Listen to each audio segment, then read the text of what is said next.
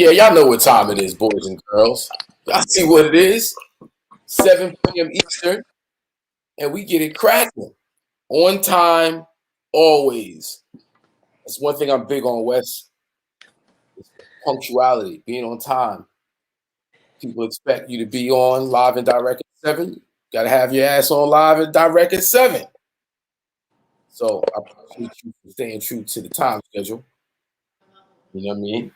And, I wanted to open up this particular show by just expressing how appreciative I am of having a great host panel.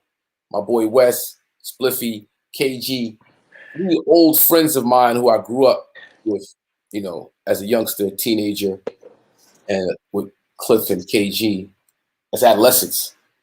I've known them guys for a long time, and have them on the sports show week in and week out, and just, building on our long history of camaraderie and friendship means a lot. So I'm going to smoke this one for us. Big show today, Wes. Big show. Yes, sir. Yes, sir. PETER GUNZ to hit us in the green room. In the green room. So, you know how we do week in and week out. We put up something so we can get to promoting, get the word out there, let people know what we're doing. Before I do that, you wanna say something, Wes? Oh no, I'm just running my mouth. I'm back in town. I can't hear you. Oh, you can't? Nope. Now it's on mute. Can you hear me now? Wow. I got to get that taken care of. What's going on there? Let me leave and come back in. I don't know. I can't. You can hear me though, right? I went out, come back in. Yeah, man, it's what we do week in and week out. We come together, 4 friends, and we have a conversation about sports. We break down stats and numbers and strategies, and but we also have some social commentary, talk about the politics of the game and what have you. Can you hear me now? Nah, but you can hear me fine, right? Yeah. Yeah, I don't know. Can't hear me at all, huh? I can't hear you. Wow. Okay, let me try another. Let me try another one. One more second. Wes gonna get it together. We're still waiting for KG. Spliffy just hopped in. Let's bring Spliffy in and see what he's talking about. Spliffton! What's going on? What up? What's up, man? I can't hear you. Can you hear me? Hold on. Man, well, maybe it's on my end. Maybe I'm bugging out. Maybe my shit's screwy. I don't think so. Can't hear Wes. Can't hear Cliff. So I wonder if it's me. But I don't know how to troubleshoot that. They can hear me, but I can't hear them, or we can't hear them. I don't think that would be on my side, especially if you can hear me. Can't be StreamYard. Let me get my tech person in here for a second. Hey, Jazz! Hey, Jazz! The tech person. I need some help. I'm on, so don't. Okay, all right, so Wes and Cliff could hear me, but we can't hear them. Okay, hold on one second. What up, Spliff? Can you hear him? Nah, I can't hear him. Okay, hold on one second. I can hear you.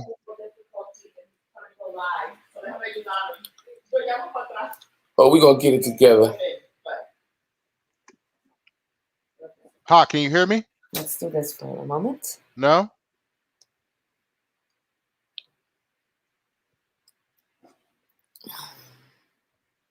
Where are your settings?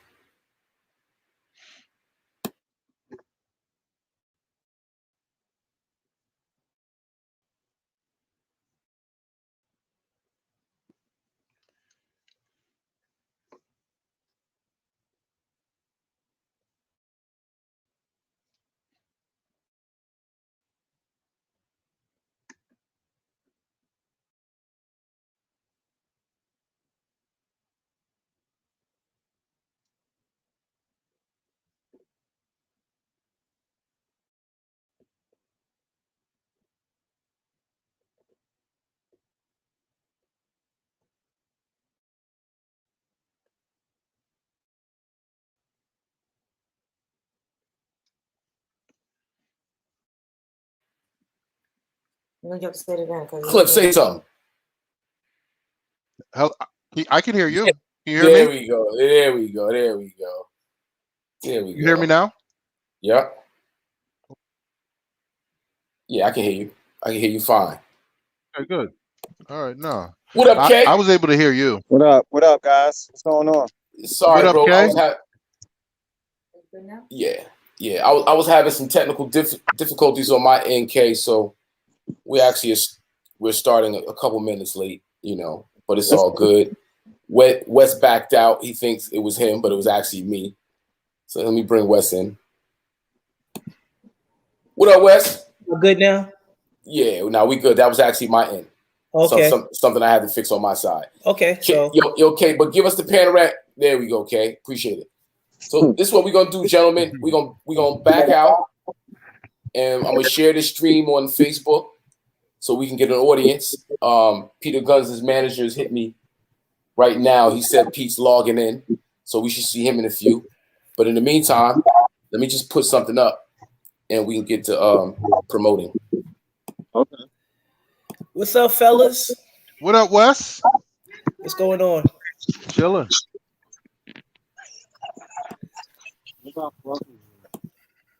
You want us to leave and come back in? Yeah.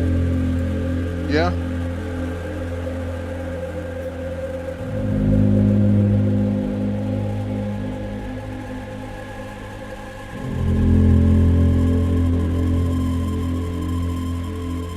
Or relax social distancing and other mitigation measures they've put in place. The president's been itching to begin easing the nationwide guidelines meant to stem the outbreak and contain the economic fallout. Well, the weekly jobless numbers are out, and they are a staggering show of the early impact of the new coronavirus on the economy.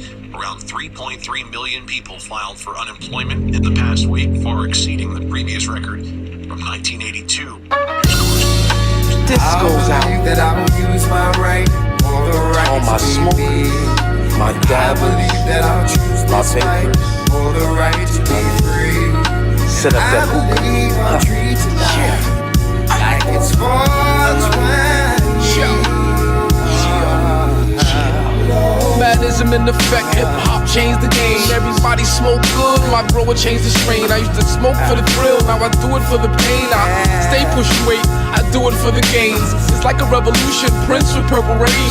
Purple kush, purple haze, like cheese in a maze. So I put lights in the tunnel, LEDs supply the rays. All we do is spark medicine, that shit is all the craze. Remember back in the days, trade bags of haze from the corner bodega. Poppy put it in some lays. It was rhymes in a cipher with blunts in the air. Then off with a shorty couch locked in a chair. My shorty look exotic, weed kinda rare. She said the weed was erotic with smoke in the hair. Isn't makes the time go by, life without a care. So roll it up, light it up, put it in the air. I believe in happy faces, yes, this is true. Love is just for special people, yes, just like you. If you're reaching for the stars, you know you can do anything you want to if you just get into. Then I believe that I will use my right for the right to be me. I believe that I'll choose this fight for the right to be free. I believe I'll treat tonight like it's 420.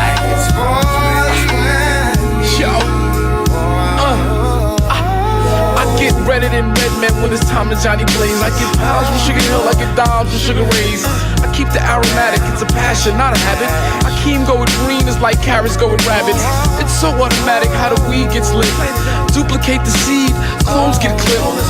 Hawk, what you puffin' on? I know that ain't the piff. Wedding cake and gelato, wanna lit? I got flavors, pump flavors, they call me Flavor Flav. Gorilla Glue number 4, and Super Haze. Afghani in the cough, sour diesel gets me off. I'm looking for a rental property, something like a loft, so I can grow these trees just in time for Christmas. Saint Nick with the gift list, I know you wanna hit this. Look for madism when it's time to light a flare. Then roll it up, light it up, put it in the air. I believe in happy faces, yes, this is true. Love is just for special people, yes, just like you. If you're reaching for the stars, you know you can do anything you want to if you just get into.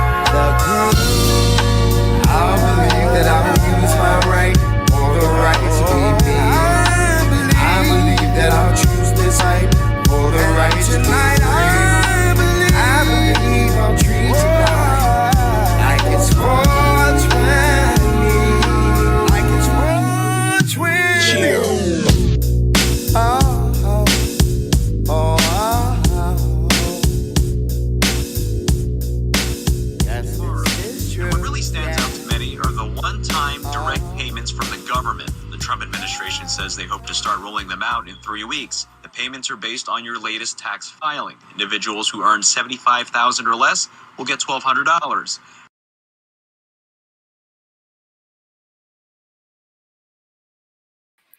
That was, I believe, Put It in the Air by myself, Hakim Green,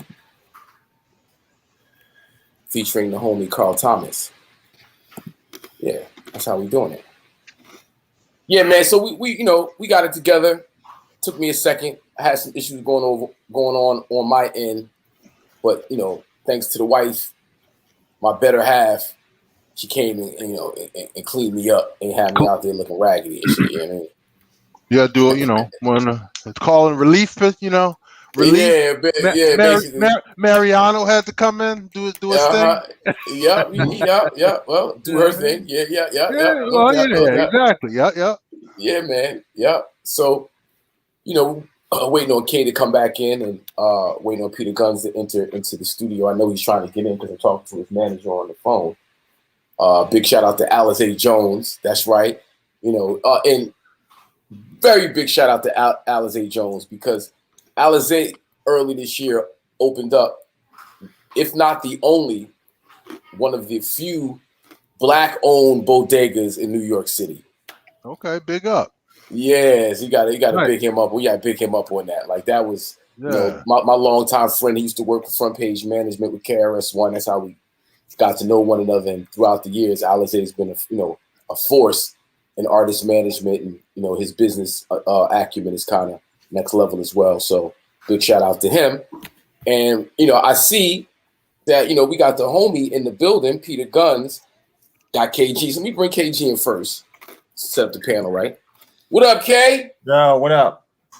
Yeah, man, I had to get my shit together, bro. I was raggedy on the tech side. My wife came in, she plugged some holes, and here we go. We rocking. Okay. Yeah, man. So, but with no further ado, because Peter Guns is in the building, he's waiting in the green room, so we don't want to hold him too long. Let's bring the God in. And Cliff, if you don't mind, I'm gonna bring you out, bring Pete in, but I want to bring you back in. If you could do some research on the odds on his fight with Cisco Rosado, so when we bring you back in, we can talk about what the odds if Vegas is even talking about it. But let's see if we can pull up. Let me check it out. Yep. All right, let's find out. All right. Where we at? Cliff, remove. And then we're going to bring the God in. Peace to the God. Peace to the God. Hold on. What the fuck you mean odds? You know what the odds is? yo, KG, I still got a record you did in the 90s. I ain't never letting go. I know, man. I thought about that earlier today too, man. I'm never letting go. And you had an artist with you. You say, yo, Guns, trust me, this is about to be the next thing. His name was Jaheim. I don't see it. You was like, watch. Yeah, he called that one. That was for sure. What's up, bro? You the legend, man. Thanks, man. Same to you, man. Like, what's going on, man? How you been? I'm good, man. I'm out here in Dallas shooting this show called Cheaters. Yeah, we got to get into that. We got to get into that. But that's funny too. I saw another clip of that too, with you talking. You was walking with some guy or whatever. I saw that. That's crazy, man. I mean, much love too, and respect too, man. You get that TV money. That's good. That's a good look, man. Dollars. I got all these miles. I need every bag I can find. Word is fine. You deserve it, brother. But listen, Pete, turn your camera panoramic so we see we get the whole joint. There we go. We rocking. You want to see all the wrinkles? Nah. Come on. No. See, one of the things I wanted to bring up is, I gotta salute you, especially, because it's been hard for light-skinned brothers since Michael Jordan. Tell me about it. And you one of the light-skinned brothers that, you fly the banner high and you make it legit for brothers like myself to be able to walk around. Because, yeah. Chick, I was at this spot called House of Heroes in Dallas last night, and this chick came up to me and was like, Guns, the darker the berry, the juice is more sweet. I said, well, it's $2 more, bitch, if you want white meat. Bars, nigga, bars. But Pete, of course, we know you from, being one of the illest rappers, New York representer, the Deja Vu joint was just like, you know, next level. You know, I kind of want to find out what your history was in the streets of the Bronx early on, and how you got involved in the hip hop game, bro. You know, I grew up in the I grew up. I don't know who shit that is. I grew up Money. That's money. That's money. Yeah, that's money. I grew up on 174th Street, Vice Avenue, right across from Bronx River, where Ben Bada and all of them was. And I'm 52 years old, so sometimes I meet people and they think that, I was there when it started. I was a little boy, but I was there. So it was a group that lived on a block called the Cold Crush Brothers. And my brother school with Easy AD, and I was the little nigga on the store. Grandmaster Cats, go to the store, home, yo, shorty, go get it. I was just whatever they wanted. Little Spud and them was breaking, so I was really a musician at first. But then when I started seeing the attention that Kaz and all of the older dudes was getting rapping, I started trying to rap. What did you play? What did you play? Oh, I played drums, a little bit of keyboard, a little bit of guitar. But on a real note, I had an older brother that was on drugs, and that nigga would steal every instrument, every bike, everything I had. So I never really got to get to where I would be I got guitars and all that stuff now, you know, because I bought it on my own when I got older. But as a kid, my brother kept stealing instruments and shit, and my father was like, I'm not buying nothing else. Your mom keep letting them in the house. So I never got to where I would be as a musician, but I was a musician at first, looking up to artists like Miles Davis and James. Wow. I was trying to be a musician. And I saw these young dudes in the South Bronx because the buildings was burned down. My building was the only building standing. It was rough. And I was like, you know, going to the Whole Avenue Boys Club to watch them perform, sneaking in. I was like, that's what I want to do. I saw it early. That's why when 1997, 98, when Deja Vu hit, it was years and years of me through different groups. I was Pete Lover, PDP, you know, for years. So when I ran into Nas and different older, you know, rappers that been on, they were like, Guns, let me give you some advice. And I'm sitting there going, dude, I'm older than you guys, and I've been around it from the birth, but they didn't know that. And I was like, you know, I just got in. But it was like, yeah, I was in there, man, early, man. 1981, I wrote my first rhyme. 1981? Damn. Yeah. 1981, I started experimenting with writing my own stuff instead of biting Grandmaster Caz. And Now, is there any other parts of the culture that you was into? You know, break dance, you throw some linoleum on the floor? I was terrible at graffiti. I wasn't I wasn't nice at the electric boogie, but I used to break dance and, you know, spin on if you was from the Bronx, man, back in the late 70s, early 80s, you was you was trying to do it. Yeah, that's right. Even if you couldn't do it, you was trying to do it. I was terrible with graffiti, but I would write on anything I saw. Wow.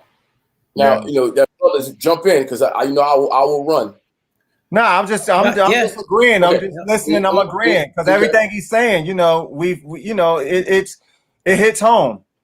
Everybody, that same struggle here, you know, a bunch of different group names, a bunch of different stuff, you know, going through the whole phase of trying to be a graffiti artist or just in the culture, just engulfed in the culture, break dancing, just engulfed in all of the culture of hip hop, everything, you know, until you finally, you know, settle at home with what it is within the culture that you really, really run with, you know. So I'm just listening and I hear it and I feel it because I've lived it as well. I was trying to do what Will Smith did. I'm not even here to hold y'all. I was trying to do the rap to the movies to the thing, but in the environment I was in kept pulling me in. So here I am, a musician from a child that's now in the streets.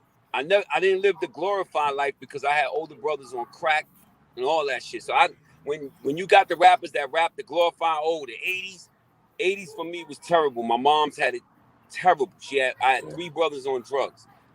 When I think about the 80s, it wasn't a glorified like everybody else. With me, it was I had a rough time in my household. But, you know, I wouldn't say it was all the way terrible. Some things, you know, I hate to say because of my brothers, I never tried anything. I never, no coke, none of that shit. I also never sold drugs. So I couldn't rap about selling coke because I never sold coke. It was destroying my household. Well, but, you know, what's crazy, though, not to cut you off, not to cut your wisdom, but the image that you have is also street. It's also gangster, and you're like, you know, just very open. Like, I ain't never did none of that shit.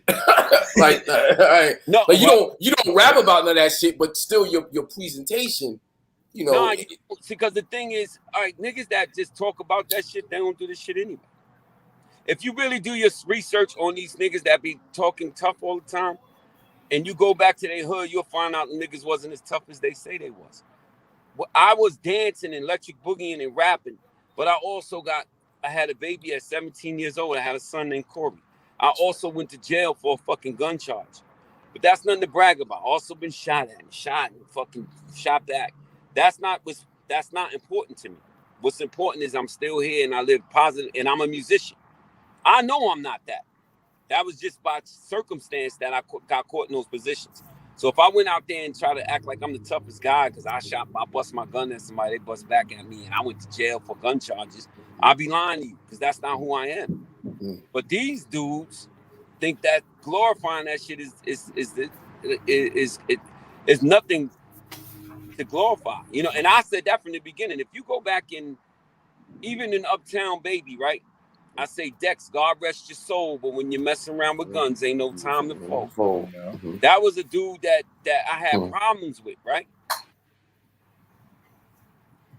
And we squashed it. We squashed our beef. Something else happened to him, but it was never braggy. Like, nigga, when I'm the one that did. We did, nah, never, man. It was, my music was supposed to be fun, entertaining, and lessons learned. You know, when you listen to the message, that was big to me because when Melly Mel and them was in the Bronx shooting that video while I was a kid, it was getting our message out to the world. You know what I mean? And again, I don't want to take up all the time talking. We'll be here again, but I ain't never tried to play like I was some tough dude ever. Yeah. But that's exactly why the message holds the way it holds to date. You know, arguably the best hip hop record ever. Yeah. You know, because of the powerful message and what it stood for in so many different ways. Yeah. Yeah. It's all right to be a man is what you just want to. I told my sons that. It's all right to be a man. You ain't gotta say you a thug. I'm just a man. Don't play with me. And then ain't nothing gonna happen. Like it's you standing your ground as a man. That's it. It don't mean you a thug. Like you know the episode you was just talking about when Shorty was on Cheetahs talking about he put his hands on his girl and I pressed him. Yeah. I off camera tried to tell him you gonna look crazy on TV, bro. I could have lost my job for that. They wanted him to be a monkey on TV. I told him, yo, dog, you gonna look crazy on TV. He was like, yo, nigga, don't get it twisted. I put my hands on men too. That's why. Yeah. but so all right. I saw that, and when you tapped him, that wasn't that dude? Who's the dude you tapped him? You gave him a little other nigga. This other nigga, right? It's like, well, you know, I was wrong for that. So the show got on my neck for that because I was instigating. You know how you watch TV at night, K, and you like, yo, if I was doing this interview, I would do this and do that. So when I approach Cheetahs, I'm doing the interview thinking like if I was up at night drinking or smoking something, how I would want the nigga to interview to do. So I'm interviewing and say, yo, you know he gave her that work, my nigga. You know that. You could tell by and this nigga getting tight. What you mean he gave her that work? What that mean? Yeah. that was fucked up. He pushed me. No, he knocked my cigar out my hand, then he pushed me. Uh-oh. And I was like, I can't go back home if I let him get away with this. So I slapped the shit out of him. Yeah, well, you didn't. It looked like you held back, like you was just playing around. You gave him a little tap. I popped him real good. I'm telling you. You know how you say, yo, if I could have, you know how niggas be like, yo, if I could have just caught him flush, I caught him flush. But he was big, strong, and that shit was like, if I might as well kissed him on his cheek. Because it didn't seem like you like pulled back from down south and hit him. It was just so when I saw that, you know, and I'm hearing about this boxing match with Cisco, right? I'm like, you know, I know your reputation. You got a reputation, bro. You got a reputation. I don't know where that came from. I'm just saying with the hand, like you got to, you like I've heard that you were nice with the hands, but I did my research. and I saw some training videos of you. Pete is nice with the hands, yo. Listen, I'm gonna tell you what it is. When niggas get the editing, that's what it is. Yo, I'm telling you, when niggas boxing, I'm telling you a true story. This not me belittling myself. This only reason I'm fighting Cisco because he never boxed before either. I would never do it with fucking Nate Jones. What's his nigga name? Nate Robinson. Nate Robinson. I don't want to be with on Logan boy. Dogs like Nate Robinson. I did my research. Cisco don't box either, so we never need to bring in the ring. But when you doing them little clips in the gym, you make sure they take the little piece that way you look good and they put it up. It's 3 rounds, 2 minutes for 3 rounds. I feel like I can mix it up with him, and that's that. But I ain't gonna lie to you. I saw this nigga hitting a heavy bag at the weigh-in. Woo! Yo, he's a big dude. Yeah. Cisco is Cisco. I saw y'all standing next to each other. I was like, you know, and then 30. Man. So we all the same age. Whoa! Time out. He what? 6'4", 230. Ooh. Jeez. Yeah. What you like? 6'1"? I'm 6'1", 195. Damn, son. My doctor said I'm 6 feet. He said because I won't stand up straight. I'm 6 feet. Don't let him lean on you, then, man. Don't let him lean on you, man. He gonna drain you. He lean on you. Oh, I'm nice with the running. So who was your boxing idol back in the day? Because we all had one back in the day. I mean, you know, automatically Mike Tyson, #1. No doubt. But as a smaller guy, I'm crazy. I love Ali. Ali go without. So when I say Ali, right? Somebody got mad at me the other day because I said as a just all around person, Ali is one of my favorite people ever to live. Yeah. But as a boxer, man, I like Sugar Ray Leonard, Pretty Boy. You know what I mean? Pretty Boy giving niggas that work. Roy Jones Jr. and Mike Tyson was just a big deal to me, man. And Aaron Pryor. That's a good call right there, Aaron Pryor. Yeah, pound for pound, he might be one of the best ever. Yeah. I looked up to those fighters. I just thought Ali as a person and a boxer, I'm not saying he wasn't a nasty boxer, but as a person is where he's my #1. But as a boxer, and then Floyd Mayweather is my favorite boxer of all time. Wow, Floyd of all time? Yeah. Wow, that's deep. Okay, but you know, I gotta give him undefeated is undefeated. You can't front on undefeated. He can't mess with zero. You can't mess with zero. Word is bond. Yes, sir. So yo, man, listen. I like Aaron Spence right now. That's my guy now. Aaron Spence? Yeah, but go ahead, I'm listening. All right, so just to change topics, but keep it sports. How'd you hook up with Shaq? How that relationship connect and grow?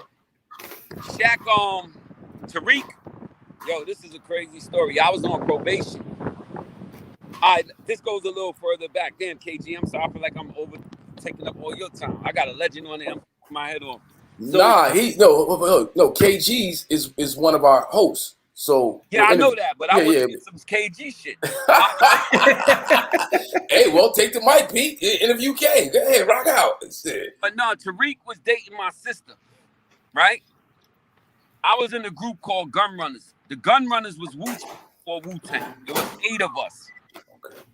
We was rappers. We had the plan to go solo and do our own solo thing.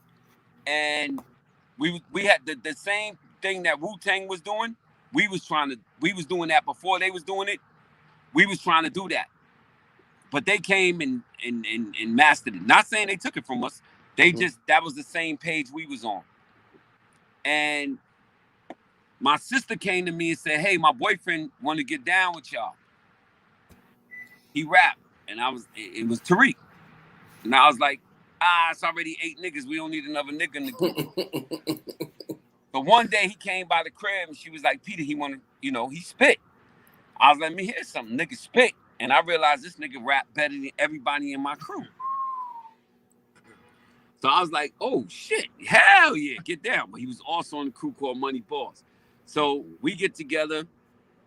We trying to get that going. That fall apart. Next thing you know, this nigga Tariq get a deal on Interscope. They said Tariq is in LA and they want him to work with Shaquille O'Neal. I caught a gun charge I'm on probation. I can't go nowhere. You know, I just came out. I can't move around. My probation officer said I can't move around.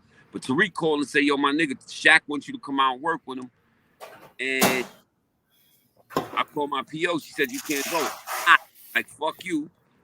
Fly out to work with Shaq while I'm on probation. So while Tariq is signed the Interscope working with Shaq, he was like, yo, I don't write commercial stuff, but Guns can. Brother, you know, so he dating my sister. So I fly out to Orlando and start writing shit and working with Shaq. I'm writing mad songs. You know, Shaq is like, yo, you signed? I'm like, nah. He said, I'm signing you. You staying here. You ain't going nowhere. All week, I'm trying to break the news to this nigga. When I go back to New York, they going to lock me up because I came out to Orlando to work with you and I'm on probation. So I don't even know how to tell him. This nigga keeps me down there for a month. I'm running for fucking probation. Wow. So finally, every time I say I got to leave, I ain't going to lie to you. Shaq will say, what you need? I'll lie. I'll be like, yo, I'm running out of clothes. He'll throw me a couple $1,000, say, go shopping, nigga. So finally, I came clean and say, yo, I'm on probation. Them niggas is waiting for me when I get back, whatever. He wrote a letter and signed jerseys and all of that shit back and this and that, and it got me off probation.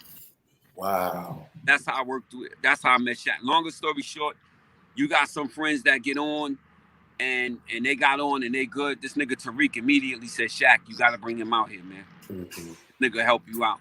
He's dope. He's dope. He got in the door and pulled me in. That's why, you know, besides the fact that Tariq got 2 kids with my sister, they married. I was the best man in their wedding. Besides that, he's a nigga that got in the door and looked back and was worried about getting me in. And then I wrote a song called Uptown Baby, and he told me to erase my second verse, and the rest is history. Big shout out to Lord Tariq, yo. My second verse was better than my first verse, too. Big shout out to Lord Tariq. Big shout out to Shaquille O'Neal, no doubt. Everybody that questioned what happened with you and Tariq. Tariq was more street. I was trying to be the LL, Big Daddy Kane. You know what I mean? I was trying to do other stuff, and we got together and did a song that popped. And when it came time to do an album, we was caught in between commercial and street, and we pulled it off. You know, we did the best. Beyond pulled it off. You know what I'm saying? Yes, sir. Yes, sir, yo, man. So, like, guys, matter of fact, I don't want to hog it up, so jump in if you. But I'm gonna ask you more about this fight coming up. You know, like give people the particulars, the details. You know, my son did Spark Mad Ism over, right? I'll send it to you. Nah. It's on his latest project. I gotta send it to you. Are you serious? Yeah, I'll send it to you. Dope. Go ahead. Hold on. You know, Corey Guns, big shout out to him. You know what I mean? He called me and asked me for something that he should do over, and I sent him that. He went crazy. Wow. Salute to you. Salute to your son. That was big. You got me on cloud 9 right now because I'm a fan of your sons as well as yourself. So you got to get your blessing before we throw it out. Dog, that's dope. Blessing given. So, yeah, this fight coming up with Cisco Rosado and Lamar Odom and the rest of the, of the event. Yep. The hardest thing for me, so Celebrity Boxing, June 11th, Atlantic City. Cisco kept calling me out. Me and him would always have beef on the show. I want to be clear, yo. I love Dude. Dude is my man. It's one of those things where your little brother call you out and he want to fight and he, let's do it without security there. Let's do it without, So he called me out and I said, all right, for 3 rounds, I'll mix it up with you. But he's one of those dudes that could be mad at you for real, like turn something that's nothing into something for real. So I said, yo, let's mix it up. Let's get it in 3 rounds. Okay, that's cool. And it was really for me, I'm going to keep it all the way a buck with y'all to pay that. Yeah, there was no animosity in this shit. This is another way, another bag to feed these many mouths I got. So that's right. Yeah. But personal or whatever. But I wake up and run 2-3 miles a day. I'm in pretty decent shape. The hardest part about this for me was I can't drink and I can't smoke. That was the hardest thing. Other than that, I'm always trying to do something in the gym or trying to stay in shape or trying to stay well. But I like to have me a drink. Here you go. See? Show off. Yeah. I mean, excuse the peer pressure. Stay focused, champ. So I'm going off cardio, man. I do a lot of cardio because I know he's bigger than me, so I got to be comfortable on my weight and just stay away from him for a little bit, and then we'll get to the rest. But aside from the editing, you know how to throw a punch. Yes. And that's good to see. Like just watching you get out of there. Yeah, bum. And your foot movement was good. That's why I asked you. He got some boxes in him. He was watching. He was watching those Betamax tapes. He was hitting the heavy bag pretty hard, man. I mean, protect the body. Salute. Just protect the body, guns. Protect the body, bro. Now protect the body. Stick and move. Stick and move, and keep him up off you. Yeah, he a big dude, but he's one of those dudes that I don't know if y'all got a friend like this, or a nigga like this that can make himself mad at you for no reason. Yeah, I do. I just left Myrtle Beach with him. Like, my man, like, are you serious? Like, dog, really? So it's like now I feel obligated. At first I was gonna get in there and just, now I'm gonna get in there and really, okay, you really believe it? Right, but Guns, I watched you jump over a table to get this dude, bro. I saw that happen. I mean, you try to play like, innocent. Nah, this dude, you ever have a friend that did it? I watched you jump over a table and try to get that dude.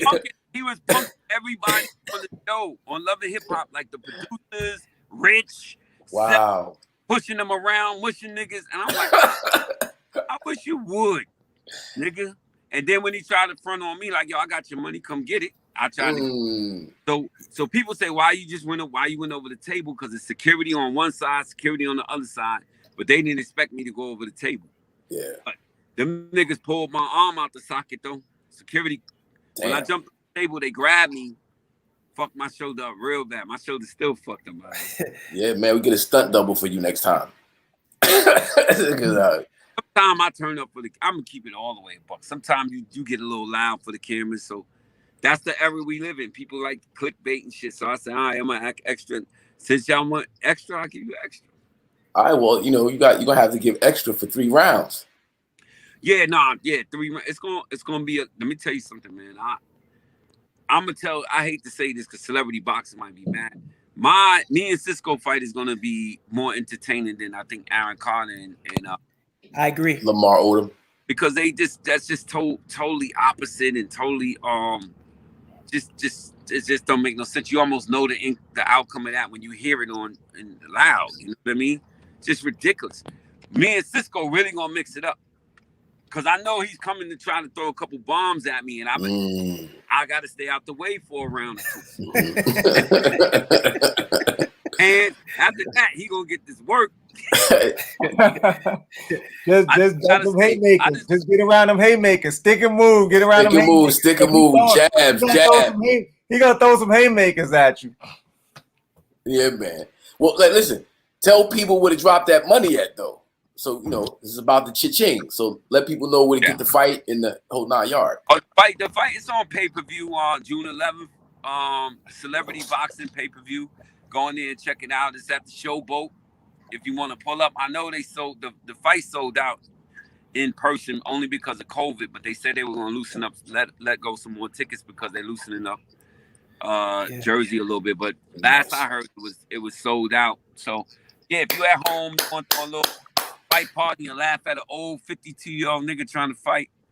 I'm retiring 1-0, by the way, people. Don't look for Nah, I'm done, yo. I'm done. I promise you, man. I'm done. Well, over here we rooting for you, God. You know what I'm saying? Yes, sir. We want to see you pull this one out. You know what I'm saying? Appreciate So I love what you're doing. I love the whole cheaters situation. When you got the gig for that, that was a good look for hip hop, I think. It's fun sometimes. Sometimes everybody I pull up on go to the audacity of you, nigga. All the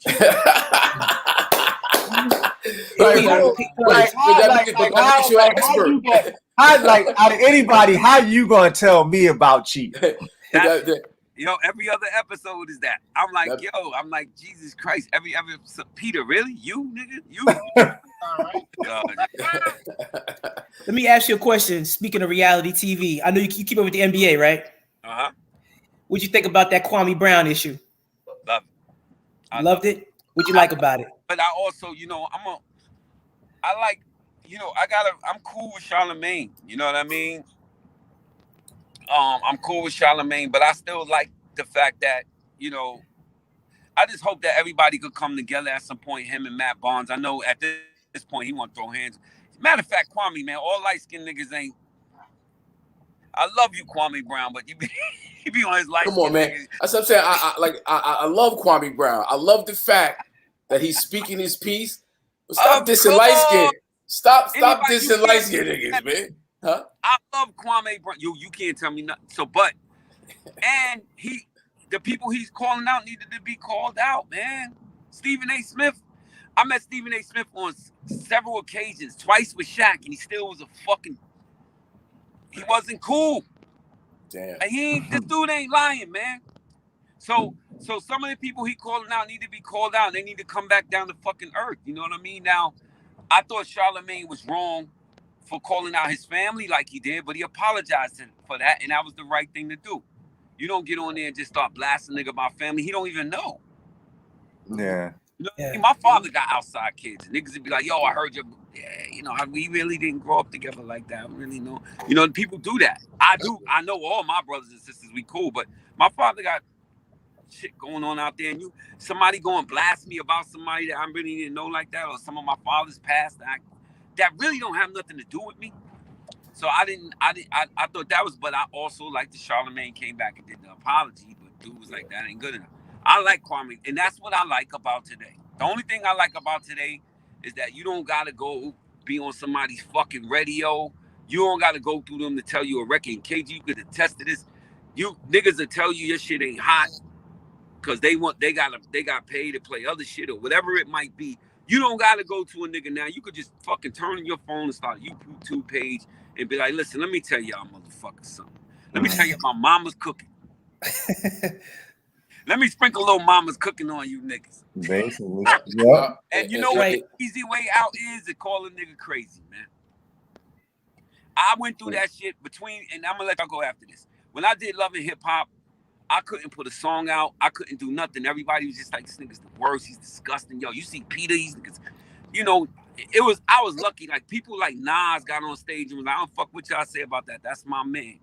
Guns, whatever. Shaq, stayed by me. But for the most part, I went through a time where I didn't even want to come outside. It was bad. The fucking comments, the people was like, you know, and you doing a TV show and it's like you don't know the whole backstory. You just get what you see for 15 minutes on TV.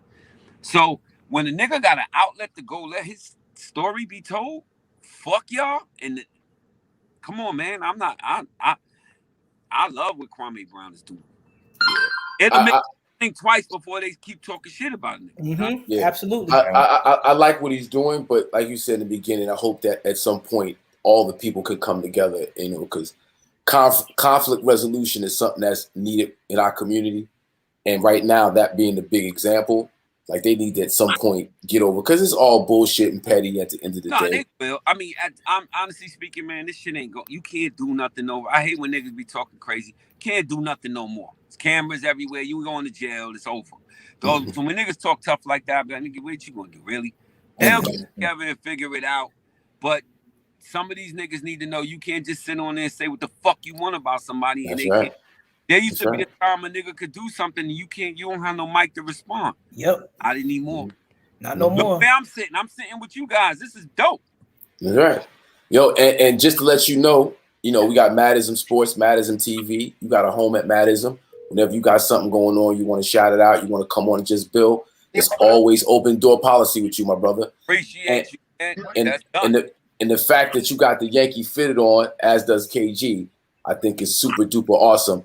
Keep the sun, New York to the heart. You know what I mean? I love you, brothers, man. Thank you. I know I'm long-winded. I talk too much, but thank you. No, brother. The pleasure's all ours. The honor's all ours, man. Thank you for coming in and sharing the information about this fight. We're gonna check in. PETER GUNZ, ladies and gentlemen. Salute, bro. Hey, Guns. Guns. Before you go, too, man. Let your son know. Let Corey know, man. Whatever, man. Like, I'm a fan, so I got him. You need something for him, I got you. I'm gonna send all. Right now, we need you. Okay, I got you. Hold on 1 second, Guns. Yo, Cliff, did you find anything? No, I didn't find anything for his particular fight. No, for the Lamar fight, I did. They told me I'm up 5 points. They told me I'm up 5 points. A crackhead told me I'm up 5 points.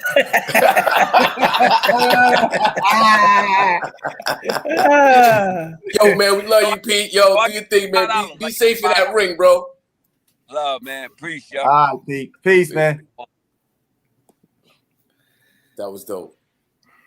Very cool. Dope. That was super dope. Corey is dope, though.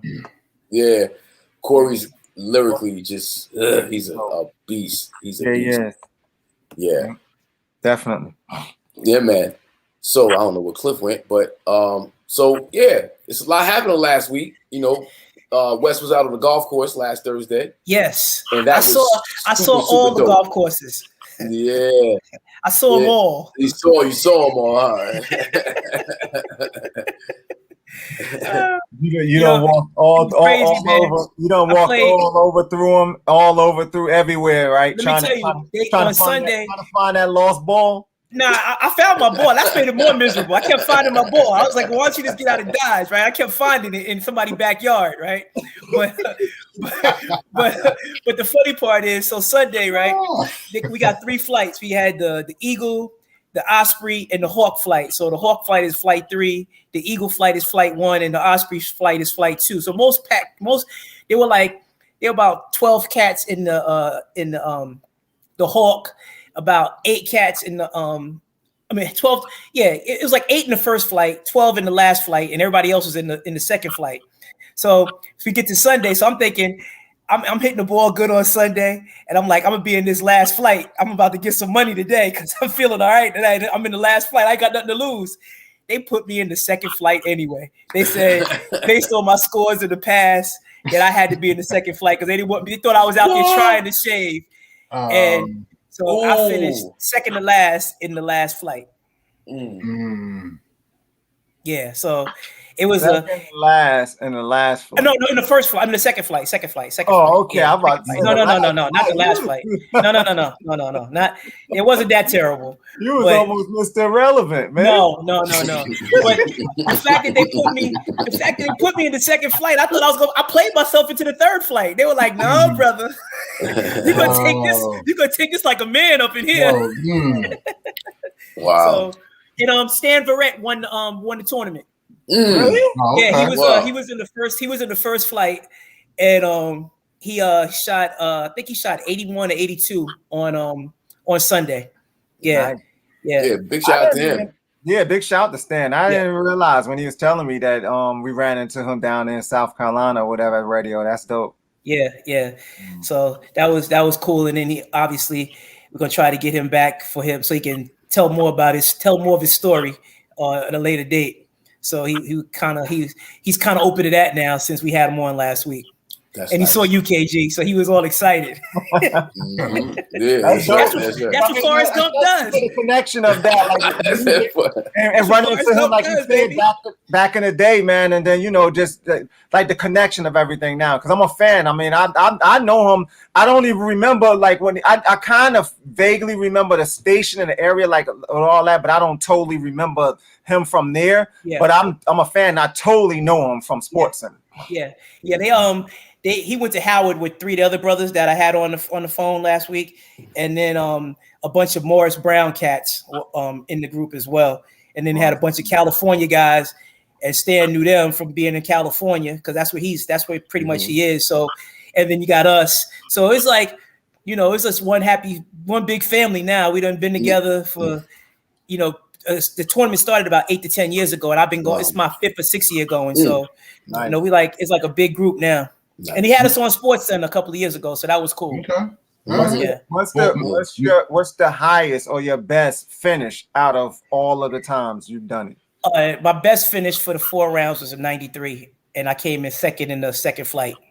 Second and the second fight. Yeah. Okay. Never made the first one though. No, I was a favorite to make the first one this year, but who knew the yippers were coming?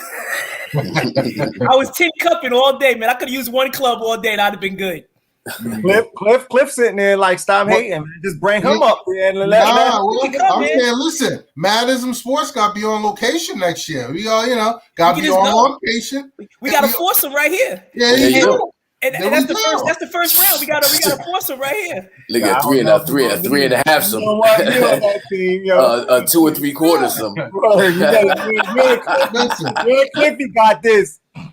You go out and hack for a weekend. It's all good, yo. Listen, man, it was beautiful weather.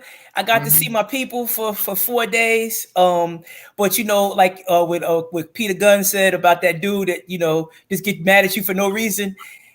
One of my brothers, my roommate, my boy for life. It was time for us to go. He was just creating an argument. I was like, dude, stop, okay? I ain't gonna front. I do have that mentality that I can do anything. So I feel like, man, get me out there. I know. Yeah, man, it's a good time, man. It's just fun, and cats just having a good time the whole time. So it was definitely worth the 2-year wait. And we missed it. I think that's what it was. My adrenaline was pumping too much. 2 years of waiting to go play golf. Let me ask you guys a question. So I had surgery on the left hand, right? So got the plate from here to here. So this part of will that affect my golf game? You think? Not as a novice. With all them daggone retired sports pros that been through up and any and everything, broken their bodies playing golf. Yeah, well, not as a novice, especially learning, because you got to figure the way you learn, you're going to learn in a comfortable manner, particularly if you get lessons. Yeah. So you're not going to be swinging to where it hurts you. You know what I'm saying? But you can have, and to be honest with you, if you have restrictions like that, it takes away all the free swinging that goes on in golf, which will probably help your game or control your game a little bit, because again, that's interesting. It's golf. You can move it a fraction, and that ball is 40 yards off direction. You know what I'm saying? Wow. So it's definitely precision. So again, less movement in your game and your body and limitations you have will probably make it easy. You as a student of the game, Yep. Nice. I'm curious just from a live standpoint of hitting and trying to, adjust with the wind, You just go up another club. So the clubs are numbered. Wedges, and then you have 9 through 3 iron, and you have your drivers and your woods. And if you're gonna say the average person will hit a 7-iron 150 yards, right? 140, 150. That's like the club of choice for a lot of people that play for 7-iron. And if the wind is blowing and the wind is in your face, you might want to go up to a 6-iron because a 6-iron goes 160 yards. So give each club 10 yards. So a 9-iron might go 130, 140, 8-iron, 140, 150, 7-iron, 150, 160, 6-iron, like that. So just give yourself 10 yards on each shot. And when the wind blows, you might want to give yourself an extra 10 yards. So whatever you hit in that range, you might want to go and get another club up. So you hit into the wind. But how do you judge it when the wind may be slightly coming at you, but slightly pushing to the side as well? So if it's you play it to the on the green side, Cliff, you can add to this. It's all okay. What the one thing I know about golf is, and if you want to play it like a pro, and I'm not talking about literally, but just like have that mentality, then you're playing each shot individually. So each shot has its own story. So you mentioned wind.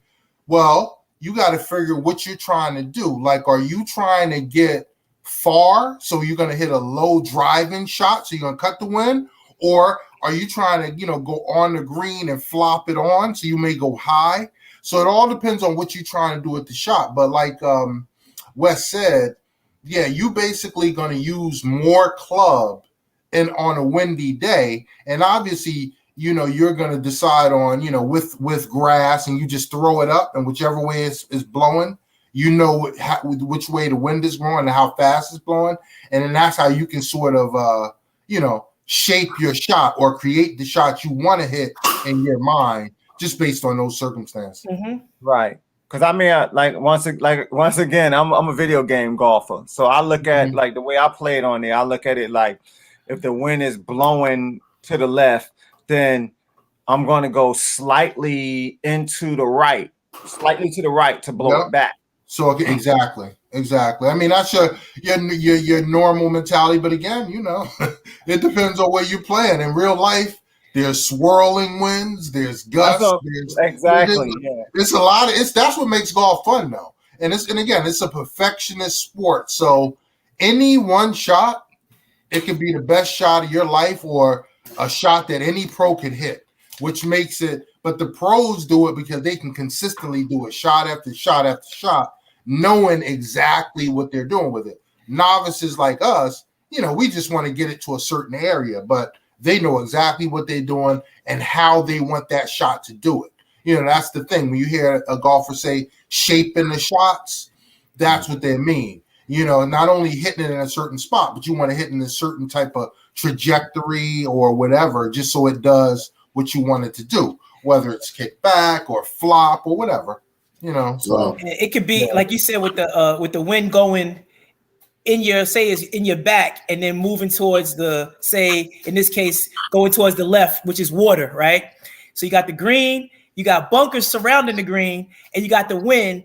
And so now you're trying to shape a shot, or you're trying to put a shot. You want to go kind of right, and you hit it high. Which I'm describing one of my experiences, right? So I hit it high, and I'm aiming at the flag, and it lands on the green, but I hit it on the lower end of a tier of the green, and when I hit, the ball rolled back down towards the funnel where it's not safe.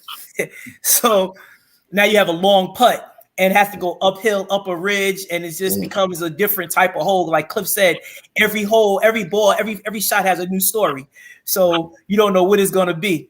So it looks good on paper early, it's in flight, and then all of a sudden it lands near the hole and it says it's going that way. You're like, oh, and it's now it's a whole different shot, the second shot you're taking. Yep. Crazy. So that's a lot of great information. I think that's the most detailed conversation I've ever had about golf ever. Like I got one more though. Okay. You guys can the resident golfers, can you guys cut it? Like backspin it?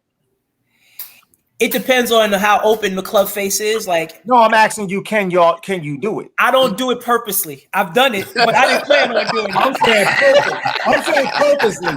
I'm asking, can you purposely do it? Nah. I can purposely hit a cut shot, sure. Backspin, I used to have a lob wedge, and a lot with that is the lie on the ball, like how it's sitting. And then once, if you get enough lob under it and it flops, you're going to get some spin on it. So again, I had one club that I was just, super comfortable with. I can do whatever with. And again, these clubs for these golfers are like extensions of their arms. You know what I'm saying? They're hitting thousands upon thousands of shots. So they know exactly what their, each shot's going to do, what they want to do, and which is how they have the control. They're able to do that. I haven't played that much golf, and to have that much connection with it and to be able. But I have played cut shots before and backspin. But my game at that level right now, I'd probably be in that third flight with Wes too. Now we're gonna get you out there next year, Cliffy. You go. First of all, I got some things I gotta handle next year, but we're gonna get you out there with us. If you win, you in. All you gotta do is say the word, you win. Oh, listen, I'll definitely get my game ready. Prepare for it. Because I went out the other day. I was surprised out here, and I shot a 48 just off the rip. I mean, but I was hitting some good shots, so I was happy. Yeah. It's a. I like the game because again, all I could blame is myself. Oh yeah. And I compare it to refereeing basketball because you're only as good as your last call. So you know, people hate you or they love you, right? That's how golf is.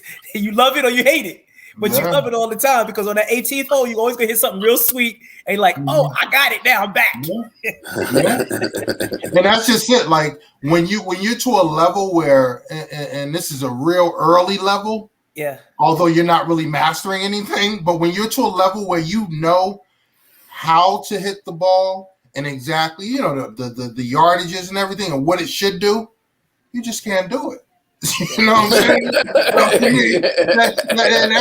That's where it gets frustrated. That's where I was. And knowing what to do and actually doing it. But you know what also it is? In golf, you have to stay present. And golf is not like basketball, right? Like when we used to be at Rutgers or everyone as an adults in the men's league and stuff like that, cats would talk mess to me, and I'd be like, let's just go across the street. We can fix this right now. Golf is not like that. Because, like, I mean, I watch pros that can't hit the ball for a year. You know, not like I was doing, but it was this. It's that temperamental. If you're not present and it gets up here, which it did. I was buzzing all weekend. I mean, I couldn't sleep for 3 days. And then when I got back home, I always look at my golf clubs. I haven't even looked at those suckers. I don't even want to see them. Like they asked me to play Sunday. I was like, nah, I ain't playing Sunday. I need a break. I need a break. And that's just being in your own head. Imagine you having some cat you playing against that's talking trash to you or, you know, talking because that's going down. Yeah, I mean, it's heavy. You know, it's bad, man. Yeah, it's bad. Like I had a guy when I was playing with Saturday.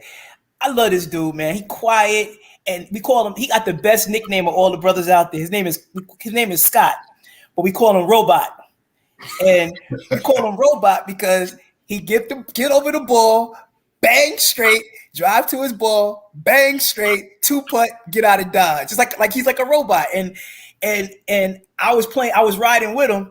And I was still having my struggles, and I was like, "Yo, Robot, man, I'm just gonna pick my ball up because I want to hold you up, like you want people to get in the rhythm." Your way. And I think he played his worst round when he played with me. Oh, that day, crazy. It's crazy. That day. I think he like shot out like a 90 or something like that. Yeah. But one. Let me elaborate on that real quick. Touch on that because that's funny, Wes. Because on the flip side of that. If you were having one of your best days, and you can attest to this, you would have played up to his level. Yep. But in golf, that all it all comes back. It happens. Yeah. He play with your group. Yep. And he came down to your level. But when you in tune and playing your game and playing with some cats, with a lower handicap, you're definitely elevating your game, and that's what the good thing about golf too. All right, so we want to switch gears. Go ahead. We definitely want to switch gears, but before we do, let me give a shout out to Tasha, Jackson, Afro, what up, Af, and whoever else is in the building with us. Big shout out to y'all. But yeah, so let's talk about NBA, brothers. The playoffs we in it. It's going down. It's going down. It's going down. It's going down. Let's start on the East first. Let's start on the East first. Brooklyn looks like a juggernaut. Like don't nobody want it. What y'all think? Nah. Well, basically, Cats is scoring 90-something points in a Brooklyn game. I hope y'all been watching because they look like they're playing something called defense. I can't tell, but they look like they're playing defense. They're playing the Celtics, man. Yeah, I know that's true. But still, they still playing some type of D. Yeah. They plan to beat up Celtics right now, man. I'm not judging them right now. No, it's still a playoff game, but I get you. I feel you. I feel you. I do feel you. Yeah, to see the three-headed monster all playing together for the first time. It's scary. Yeah, and that's the good thing about what's going on now. The fact that it's the Celtics, to be honest with you, is like a series to get in sync. Because unfortunately, Tatum went down. Apparently he's playing tomorrow, but whatchamacallit's supposed to be out? The guard. Kemba Walker's supposed to be out. They say possibly, yeah. Man, so they need to just forfeit, man. For real. Yeah, so I mean, but again, that's all good for the Nets. At least they can get some. They can get some chemistry. Yeah, some they chemistry. Right now, they just out there practicing. Mm-hmm. Yeah. What's the other series? You got Philly and Washington. Philly and Washington. Philly probably gonna sweep them. Right? Yeah, that's probably going to be done too because they're saying Westbrook may not be. He's hurt. They don't know the status of his injury, that ankle that he sprained. So if no Westbrook, they're wrapped. Yeah, no and then you got Bucks in the Heat, and it looked like the Bucks might mess around and sweep the Heat too, man. I think the Bucks could sweep the Heat. I think the Bucks answered the bell on game one. They had the scare in game one, and they just needed to get that out their system. Mm-hmm. And now they're just gonna run. Yeah. Bucks got a whole different team, man. Bucks is ready, man. This will be gonna be a tonight's game. We gotta wait to see if Miami at least tries to respond because they ain't good early because the Bucks are up 19-8 already. Okay. Yeah. Because Jimmy Buckets don't look like Jimmy Buckets. They up 19-8 already, and it's still early, but hey. Wow. And you got Atlanta and the Knicks, right? Wow. And that's going to be the series. That's going to be out of every series, period. I mean, then again, Phoenix and the Lakers is going to be a good one too. Mm-hmm. But the Knicks and the Hawks, that one actually too. But the Trailblazers Nuggets too. That one, I think that one's going 7. I like Memphis and Utah, man. I love watching Ja Morant ball. I love it too. I think Memphis will get 2 games. I think that's it. Well, let's stay on the East. Let's focus on the East because you got again Brooklyn, Philly, you got Milwaukee. I'm gonna give the Heat a game though. I'm gonna give them a game. I just don't. I think the Pride. I just can't see them getting swept, man. I don't know, but that one's basically is a gentleman's sweep. It's over. Well, I think it's going to all depend on what happens tonight, how they play this game tonight. Because if they can get some good confidence and whatever, because again, they look thorough in game one, and Jimmy Butler didn't play well. But then the second game they got blown out. So I mean, I don't know what to expect. I want Miami to keep it at least competitive, but they dominated last game. They lose tonight, it's over. Yeah, I agree. Why do I feel like we're missing a series? In the East, no, you got them all. Yeah. I think the Knicks and Atlanta's going to be the only good one. That's what it is, Atlanta. And because you figure Philly, they gonna win that series, but again, and the Nets gonna win that series. So those two are headed for a collision course.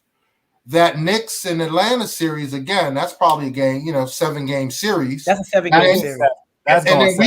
And then we're gonna see what what Miami can turn this one into. Because again, and because those two teams meet, the winners of those series play each other. So yeah. Can I get some predictions on the Atlanta New York series with your head, not your heart? Atlanta in 7. I got Atlanta in 7. Wow. I mean, if you say head, not heart, yeah, it would be Atlanta in 7. But I'm not. It's Knicks. It's Knicks. Something's gonna happen. There's too much energy in the Garden. Game 7 is in the Garden. Man, listen, man. We're about to go to Atlanta right now for 2 straight games. I don't know. Listen, and Atlanta stole one in New York already. So, and I think New York is gonna steal tomorrow night's game. It's possible. It's possible. I just think Atlanta got too much shooting, man. Like they got too many shooters, man. And I think when they get down to it, I think Atlanta's gonna win it. Here's the deal. I mean, I agree with you wholeheartedly, and that's their biggest. That's the biggest area where they can be vulnerable. But Knicks have the number 1 scoring defense in the NBA. So it's Tibbs and it's playoffs. They gonna have to step up, and they stepped up yesterday. Well, you know what they did yesterday? They listened to TNT because they look like they got Julius Randle in that second unit where he could be more of a second or a third option because there's more guys that can get their offense in the second unit. So Tobin didn't play that much in the second half, and Julius Randle rocked out with the second unit a little bit more than he did in the first half. And when he rocked out in the first half, he was the focal point. They were double teaming him, and he had a terrible first half. But in the second half, D Rose was the primary offensive guy. They had Burks was out there that he can get buckets. Taj Gibson is an offensive threat. So they had guys that can score. And once you put him out there with guys that can score, you can't double him no more. And he was able to get off. So I thought that was good because you figure they scored 57 points, Atlanta, in the first half. They only scored 92 for the game. Right. They locked them down. So they locked them down, and then the Knicks scored 47 and ended up with 103. So they had a better second half. Wow. Yep. Interesting. Now, Wes, you and I talked earlier about Washington and Scott Brooks and all the focus being on Westbrook not doing this, not doing that. And you want to dig into that and elaborate? Because I think I mean, the normal narrative for the novice fan, I would say, is what's the story continues. Westbrook can't win in the postseason, right? That's gonna be the story. But when you watch the series, I know he got hurt yesterday, but the obvious thing was Ben Simmons has been playing pretty good defense on him, and essentially all Scott Brooks has to do is make some type of adjustment. And he never made adjustments in Oklahoma City. He doesn't make adjustments now. They're not going to win the series, but this is not a Westbrook issue. They only have one good player, and that's Bradley Beal. Let's just be real with it, right? Yeah. So this is not a Westbrook can't win in the postseason issue. The fact that they in the postseason is a Westbrook issue. Okay. So, we don't expect him to win this series, but I expect Scott Brooks to try to make some type of adjustments. And I think we spend too much time blaming the players in a lot of these situations, and we never really get on these coaches. And if guys like Doc Rivers got to take heat for not coaching the right way, I think it's fair to kind of focus on a guy like Scott Brooks. Give me one game, Scott. Give me one. Come on, man. I think that if Westbrook can play the series and his health is good, I think they'll get a game. Yeah. Or two. They could. But he's got to coach that because they only have two players. I mean, everybody else is like playing with the house's money. You know what I'm saying? Mm-hmm. They really don't have nothing else outside of those two guys. Yeah, to be honest with you, like Philly got a lot of Philly has a lot of options. Man. Yeah, Philly can do different. I mean, they got George Hill as a backup guard. They got Ben Simmons. They got Tobias Harris. They got Embiid. They got Curry. They got Danny Green. They got Dwight Howard. They got 7 guys they could get some production from in some area. You got Maxey. Yeah. They got a squad, man. I definitely agree with everything y'all saying, but the reason why they can possibly get a win or two at home is because role players usually play better at home. And if you get your normal 30, 25 and 30 or 30 and 30 from Beal and Westbrook, and the role players do their thing at home, and again, you got to also remember, they have the Wizards have the number 1 pace in the NBA. So they want to be up and down. And Philly is the exact opposite. So they just have to, and they're at home, if they can dictate the pace, you know what I'm saying, and the role players come to play, they can get a couple. Well, you're gonna always need, no matter what happens, every game you're gonna need great games from Westbrook and Bill. Yep. But then you're gonna also need Hachimura and Ish Smith and Bertans to give you something, and I mean not just something like 5 points, not even 10 points. You're gonna need to get like 15 16 12 to 15 points from them in order to to steal a couple of games. Mm-hmm. Ish is bringing it though. Ish ain't scared. He's not that pace. Like he's a good change. Like he allows them to keep putting their foot on the gas. He's just he's faster than Westbrook. He is taller, but he's way faster than Westbrook. So if you don't got Westbrook out there, stomping on the gas on you, then you got Ish Smith out there stomping on the gas. Yeah. So, if you can get them to have a good game and get Bertans to just, give you something and not be straight cold from shooting all them threes he's shooting up there. And then, like I said, Hachimura bringing it, here and having a good game. I can see the Wizards doing something. They definitely ain't winning a series, though. No. They don't have a chance. No, they don't have a chance. But you're right. I think with some adjustments, plus those guys stepping up, they do need somebody to drive the bus. And we're just asking Scott Brooks to get his license. That's all we're asking. Well, drive. Let me ask y'all a question. Speaking of having a chance, because what shot through my mind immediately is like an injury or some COVID protocol or some other thing that could happen. But with that being said, to Philly. Yeah, I'm just saying. In general, Still don't have a chance. No, probably not. But what I thought about then was, did y'all hear what happened with LeBron? And what do y'all think about that? What's that? Well, the fact that I guess he broke COVID protocol, and not only was he reprimanded, but he basically hasn't answered the fact of whether or not he's been vaccinated or whatever, which could alleviate all the questions in itself, because they depend on I guess they determine that on your actual activity, what you're doing. I think that he's not telling us or telling the public, but to the NBA knows.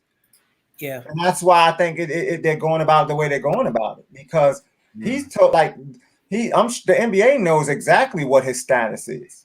I'm sure they know, and on top of that, supposedly he was at a private event where everybody was tested, and if they weren't tested, they were vaccinated.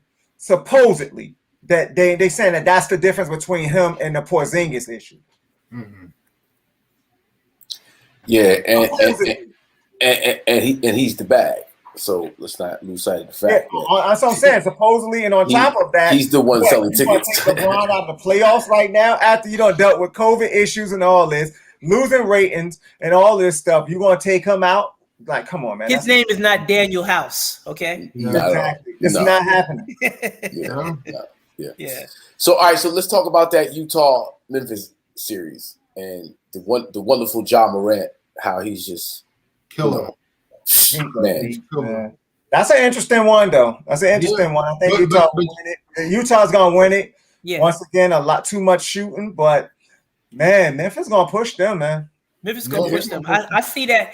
I see that as a possible 7-game series. It's possible. I see that. I think it's gonna go 6, but if it went 7, I wouldn't be surprised. I wouldn't be surprised. I think it's gonna be 6. Though. Yeah. Yo, wasn't that like the dopest non-dunk you've ever seen in your life? What, last night with Ja Morant? Yeah. Yo, he come up at you like he about to just throw it and then just goes around and just lays it. Yo, he went up and I thought he was gonna look like, yo. No, that's what I'm saying. With the one on Gobert. Gobert. I thought he was gonna whiff it. Gobert blocked it, but just the you talking about the one he blocked. Oh, yeah, the one he blocked. I'm talking about the other one when he went around him. He went up at him like that and just. I thought he was gonna try to whiff it on him then. Yeah, but he didn't. Yo, he be coming at you, man.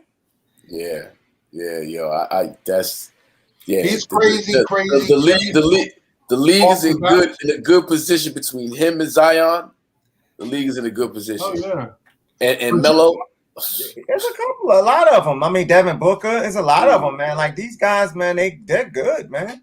Yeah, even Mitchell, Donovan Mitchell. They got a lot of cats that can rock out, man. They got a lot of good players. You got to give Donovan Mitchell props too for coming back, looking like he did last night. I mean, he hasn't played in almost a month. Yeah, and gave him the business. Yeah, and he started off the game giving it to him.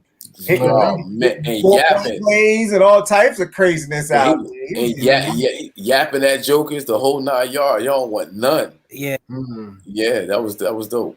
Speaking of yapping and without wanting none, how about Luka and the Clippers? That's what I was. You read my mind on that one. And I was on record on here saying I got the Clippers going. Man, Jay, they got you looking crazy right now. They got you looking. What is the problem? They got me looking crazy, man. Luka out there like you too small, like talking crazy. He's the dumbing them down in another language, but I still like the Clippers, Kay. I think they can come back. I think they can come back. It's just looking back. I hope they do because I picked them. Yeah, they can come back, but I think they'll give up. Yeah, I think they'll just throw in the towel. I think they just about ready to take some dirt. Yo, if that happens, guys, they're done. They blowing that up. It's over. If that happens, for Paul George, I'm saying if it, matter of fact, it don't even matter. Even if they push it to 7 and lose, it's still done. I mean, it could be the same as if they get swept. It don't even matter because they go out in the first round to Dallas. They blowing that up. They blowing it up. Yeah, anytime Paul George goes, there's no worry. No, what is this? There's no worry. Concern. No, there's no concern. There's no concerns. Dude, you down 0-2 going to Dallas. There's concerns, bro. What are you talking about? He need to stop that, man. Like concerns, bro. Like that you can almost take that as giving up or basically saying that you don't even care. Because how can it not be concerning and you're down 0-2? I mean, unless they're talking about the defensive sets or whatever the game plan that they plan on having, because again, remember, you're talking about Beverly, Serge, Paul George, Kawhi, and these are defensive cats, and Luka is just giving it to him like he's hitting one-legged threes and laughing at these cats. I mean, it's crazy. So they just got to stop them. Let's not forget, Porzingis didn't play last year in that series. No. So like that 7-footer, that unicorns is going to give you. It's going to allow you to do so much more. It's going to allow Luka to drive. Lanes are going to open up because you got this cat running around. Mm-hmm. Man, yeah. America's loving it. Oh, they are. They like Luka. Let's not front on Hardaway Jr. either. Well, Hardaway Jr. is balling too. Yeah, let's not front on Hardaway Jr. Like when you get to the fourth quarter, him and Kleber gonna run those pick and rolls. Kleber can pick and pop, and he can make threes, or he can roll to the rim. I mean, it's just like Kleber's good too, man. And guess what? You know why they're playing so well? Hate to say it, Rick Carlisle is coaching. Yeah, it's real simple. He's a coach. He can coach. He's had less and still been competitive. That's all I'm saying. So obviously the man can coach. And the thing is, it's just like Kawhi is supposed to be this great wing defender, which he is. Historically he's been. And Paul George supposedly is that. Pat Bev's supposed to be the best on-ball defender of this dog. Can none of y'all stop Luka? Nobody. Luka out there running at like 5 miles an hour. I know he doing it in slow motion, and you can't stop him. Yeah, but he's just so big. He's a big dude. Like he is. I'm not saying. I'm just saying like they just can't. They can't stop him. I'm saying the way he uses his body the way he positions himself. The dude knows angles. He knows the floor. He knows how to. He got those speed up, slow down, like stop on a dime, little step layups, and it's just like when you think he going here, he slows down and steps around. It's just a lot of trickery he got going on, man, and none of them can stop him. He got play speed, so he's not a fast guy, but on the court he's real. He's got first step ability, and like you said, he can stop on a dime, and he can shoot off either foot with either hand. Mm-hmm. And so when you can shoot off either foot, you create problems for a defender because they can't really read you on the defensive end because they playing you for a shot in the hand. I mean, a foot in the hand, and he's shooting off the wrong foot with the wrong hand. That's ill. And another good thing to watch in this series, Dallas has been lockdown defense at home. They've had top 5 defense at home all year. So that's, again, another thing. You see these high-scoring games on the road, expect some defense. So, again, you mentioned Rick Carlisle, too. He's going to put it on these guys. You're going to see a tactician in full effect. So they better be worried. But I just think they have the talent. If they lose game 3, it's a wrap, though. What's the odds? What's the odds of the winner of that series, Cliff? To be honest with you, after game 1, it was still the Clippers. They were a minus 125, but to win the series. To win the series, but now down 0-2, Dallas is the favorite. But and again, it's not a lot. But you're looking at the seeds. It's still it's good money on the Clippers. I mean, if you still believe in them. Yeah. I ain't betting. Let me ask you a question. Providing Dallas wins the series with the Clippers and Denver wins their series, do they play each other? Or am I off? No, the 4-5 plays the 1 and 8, and the 3-6 plays the 2 and 7. Well, that's what. Yeah. Oh, so it don't go by the lowest seed. Nah, it's whoever whoever the 4-5 is. I thought they played the 1 and 8 bracket. That's right. Yeah, the 4-5 does play the 1 and 8. 1 and 8 bracket. Yeah. 4-5 plays 1 and 8. Yeah. Okay, cool. All right. I'm just interested in a Luka Doncic Joker, even though different position. I know. I'm just curious to see how that would go down. That series is 1-1, man, and there's no true clear favorite in that series either between Denver and Portland. That's a good series. And Joker took Nurkic's spot. It's there. So and been busting Nurkic ass. Pardon my French. The first couple games. So Nurkic at home is gonna want to do his thing, and Dame is gonna do his thing at home. So don't sleep on the Blazers, yo. I like the Blazers. I like the Blazers too. I like the Blazers. Another one. That's another series going 6 or 7. Yeah, I think that's gonna go the distance. Yeah. Wow. And then who else we got? We got the Lakers and the Suns. You got to finish up with the Lakers. Y'all turned it around. I say, listen, I'm gonna give y'all props because I thought, I really thought that, the Suns would at least make it a series. It may be a gentleman's sweep because I don't think they're gonna win it. CP3 is hurt, so CP3 is hurt. But the bottom line is, I tell Hawk, if AD gives you what AD's supposed to give you as AD, that's 30, right? If he gives you his 30, and LeBron just gets you a 29-9 game, but Schrader shows up and gets you 16 to 20, it's a wrap. It is a wrap. It's a wrap. It's really that's not happening. And especially if I just don't see like Cameron Payne doing what he did the other day, just out there just making shot after shot after shot. I mean, I just don't see him doing that, too many games. He'll do that at home, but not on the road. D Booker is nice, man. Ayton, I give him props for having a comeback season this year, playing well. But they still need a couple more pieces overall. They're a good team, but they'll need a couple more pieces. But Schrader's the wild card. If Schrader shows up, it just makes it real difficult for the opposing team when you got AD and LeBron on the floor. They got a third guy. Anytime they have a third guy that's a volume shooter or a volume threat, it just makes it easier for everybody else. Obvious to me, like watching that game the other day, from watching the first game and then watching the second one, it's all about AD, man. Yeah. But I tell you what, though, with the talent on Phoenix, the margin of error is small. So again, like you said, if that third cat doesn't come and Phoenix is on that A game, they got a problem. Yeah, they got a problem. Yeah, they need a third guy. They actually need a third guy to come.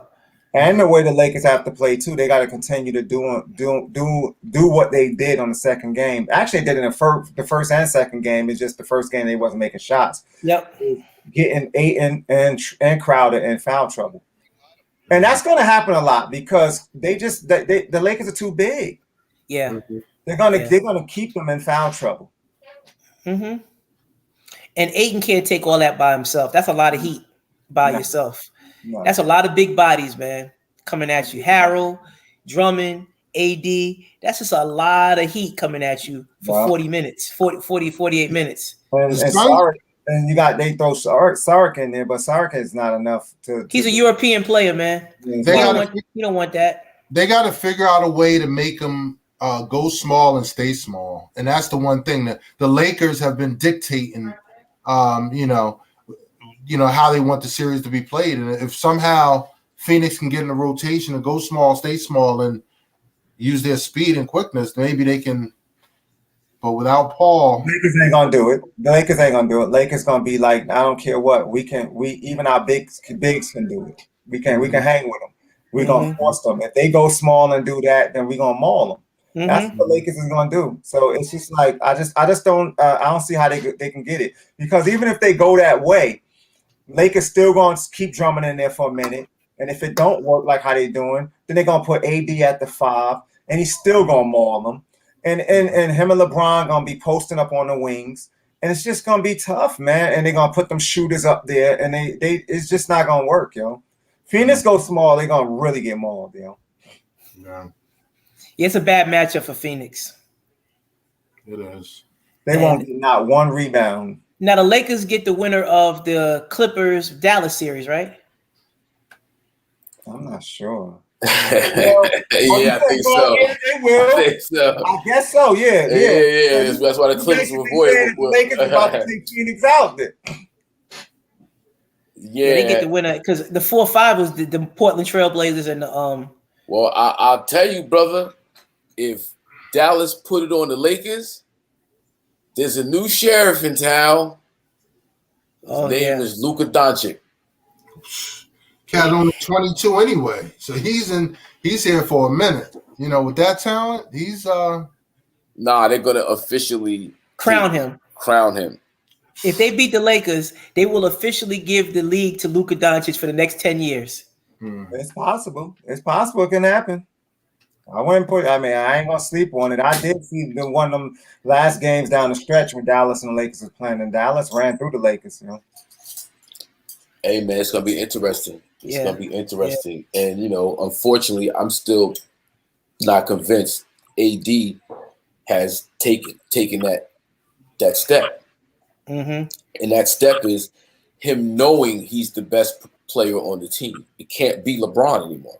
He gotta be, man. It's all about AD, man. If AD do not like Wes said, put up 30 points, then the Lakers ain't winning. Yeah, no. He's got to be a 30-point a game playoff guy. That's what he has to be for them to have the success that they need. Because LeBron is going to get you 20 to 25. He's going to get you 7 to 10 assists. And he's going to get you 7 to 10 rebounds. That's happening. Yeah. And you got to think about it. LeBron, if AD's getting 30, he's getting it partly because LeBron is assisting and doing certain things to get him the ball in the right position, which LeBron is doing his job in order for AD to get those points. Yep. And when AD is getting all those points, that's going to force the other team to adjust to make it easier for the Schroeders and everybody else, and even LeBron to a certain extent because of AD. So he's the key. Yeah. He's the key. Yeah. Yes, sir. So I don't know. I missed a great deal. You know how it is, fellas. You don't want to hurt yourself. There was the popcorn incident and the spitting incident, and how certain folks feel entitled to step across the line in these NBA games, and it's beyond upsetting.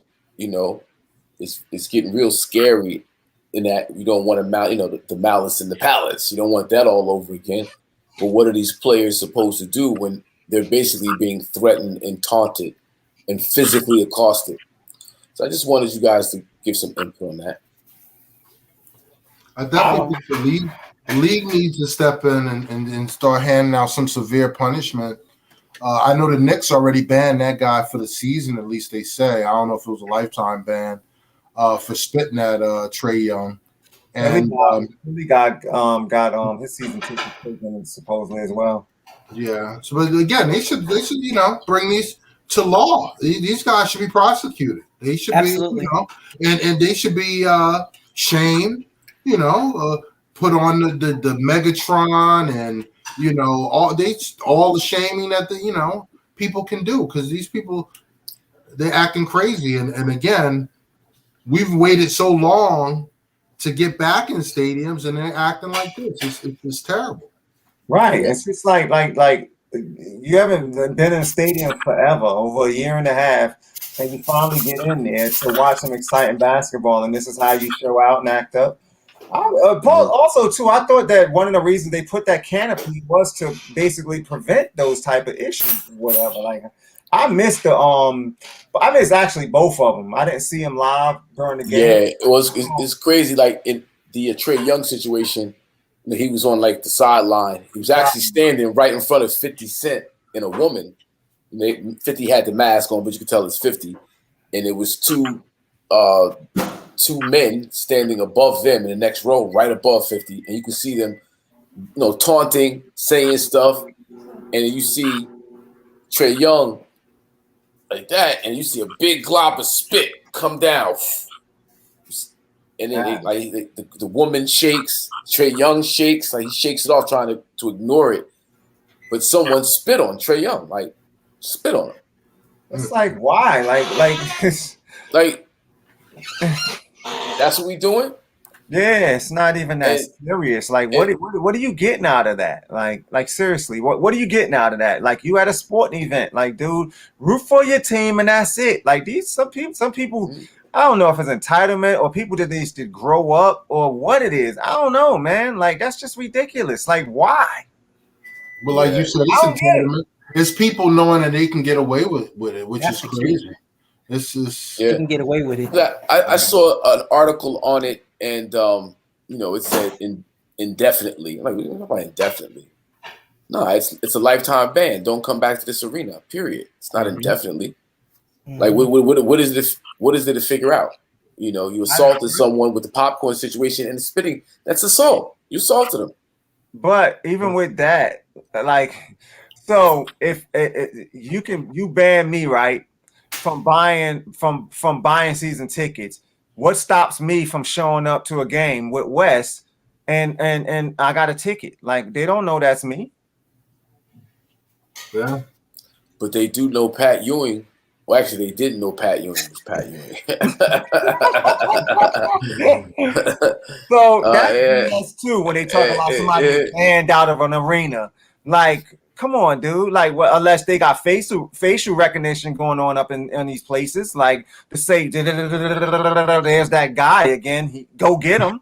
Like, you see how they did the oak, bruh. You see how they did the oak. They sent security down and get the oak. They know exactly that's Oakley. I'm talking about your Joe Smo fan. Like, they don't know, man. Yeah, they don't know. Especially now when you got to wear a mask. A guy coming in with shades and with a pair of glasses and a mask on. Like, who knows? Like, you don't know. You don't know. It's just so unfortunate that people would cross that line. And it's interesting to see exactly who these people. You got to see the footage.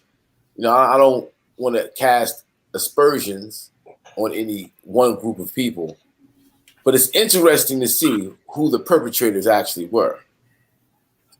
They're actually worth it, man. Like it's not that serious. I get the fandom and I get all that. Okay, go there. Fans in the building, make noise. Hey, make your noise and heckle, do whatever. But going that far, like, why? For what? Like, spitting on somebody. Come on. The popcorn thing, nah, you don't do that. No, that's wrong. That's definitely wrong. You can get your ass whooped for that too. But spitting is on another level. He looked younger. That kid looked like he was probably like a teenager. Yeah. Maybe the you couldn't really see the face of the guy who spit on Trae Young, but it looked no. Yeah, there's footage where you see exactly who they are. Yeah. So y'all are saying the popcorn guys? It looks really the popcorn guy looked like he was like maybe a juvenile. I mean, I don't know, between 17 and 22, maybe. Yeah, I give him that. Yeah, that sounds about right. I mean, who knows? But again, they should be shamed. It should be like a wall of shame. You get your lifetime ban. You got a picture up there. All the employees got to check every day. Make sure this cat don't come in. Yo, I got a story. I got banned from to the Meadowlands. You got banned from the Meadowlands? I got banned from the Meadowlands because. So what? Is it a lifetime? Is it indefinite? Nah. It was for a year. I think it was for a year. I was. You was rolling madism? Every day I'm hustling. Right. So the madism got you. The madism was Summer Jam, and I was backstage. Right, I'm backstage. I'm serving up everybody. Shit is glorious. but I gotta go to the bathroom really, really bad. And so somehow I got positioned next to the stage, and it wouldn't let me go backstage. So it was like, you can only go out into the crowd. I'm like, yo, man, I need to get back here. He was like, yo, I'm just letting you know, if you go back there, just make sure the security knows what's what. So, all right, cool. I go out. I see the security. It was 2 security guards. Hey, listen, look, I'm going to the bathroom. I want you to remember me so when I come back, I don't have no problems. Mind you, I got the duffel bag. You know what I mean? Every day I'm hustling. Every day I'm hustling. So I go all the way out, use the bathroom, come back. I come back out to go back inside the arena. I go to that very same security guard. No, I don't remember you. I don't remember you. And right at that time, there was like 15, 20 jokers that jumped off the top mezzanine down into the crowd.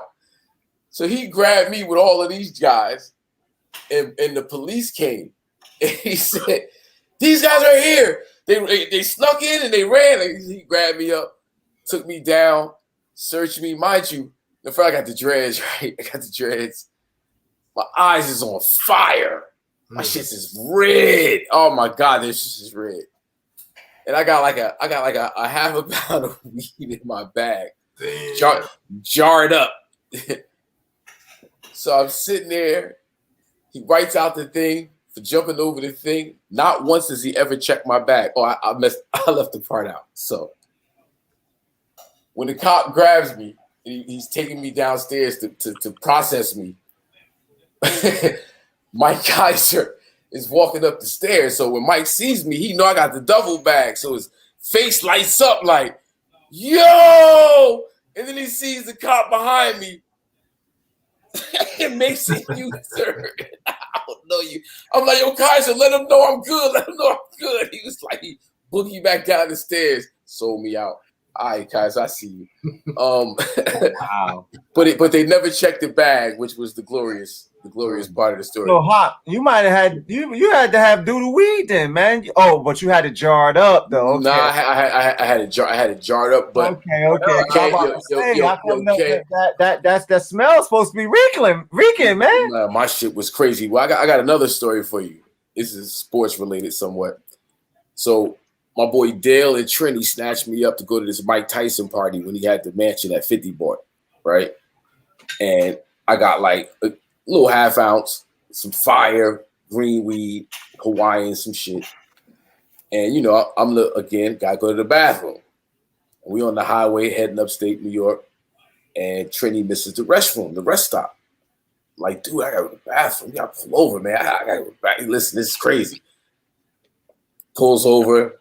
So I go on the side of the road, you know, side of the highway to relieve myself.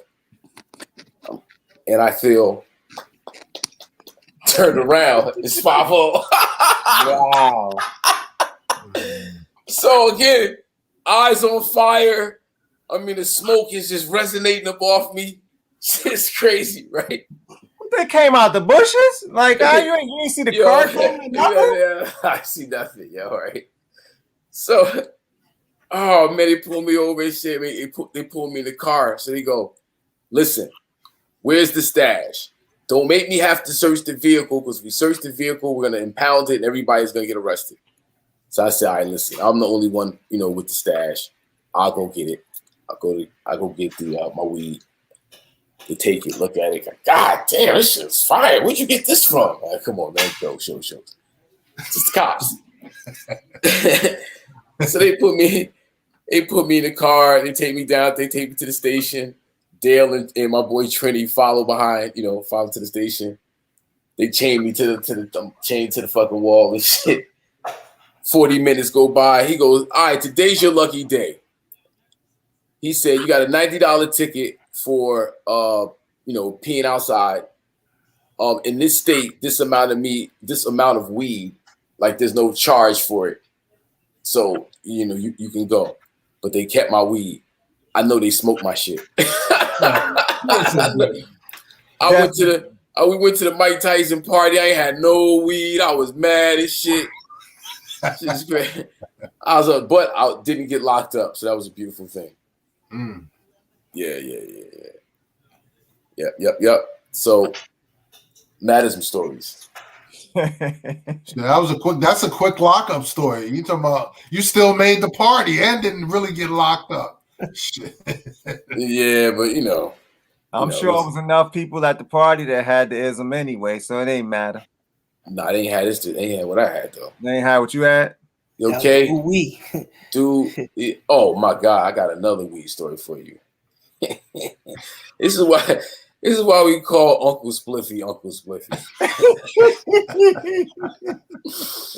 So are you really trying to? What is this have to do with anything? Are you really trying to go with this story? Yeah, listen. This is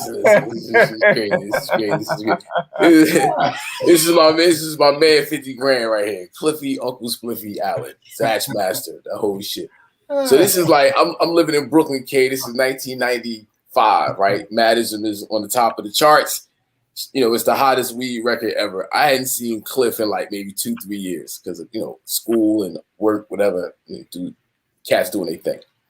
So I get up with my man. Oh, come on, hang out with me for the West Indian Day Parade out in Brooklyn on Eastern Parkway. So he comes out to the joint in Park Slope, and we used to get the half ounces of chocolate, right?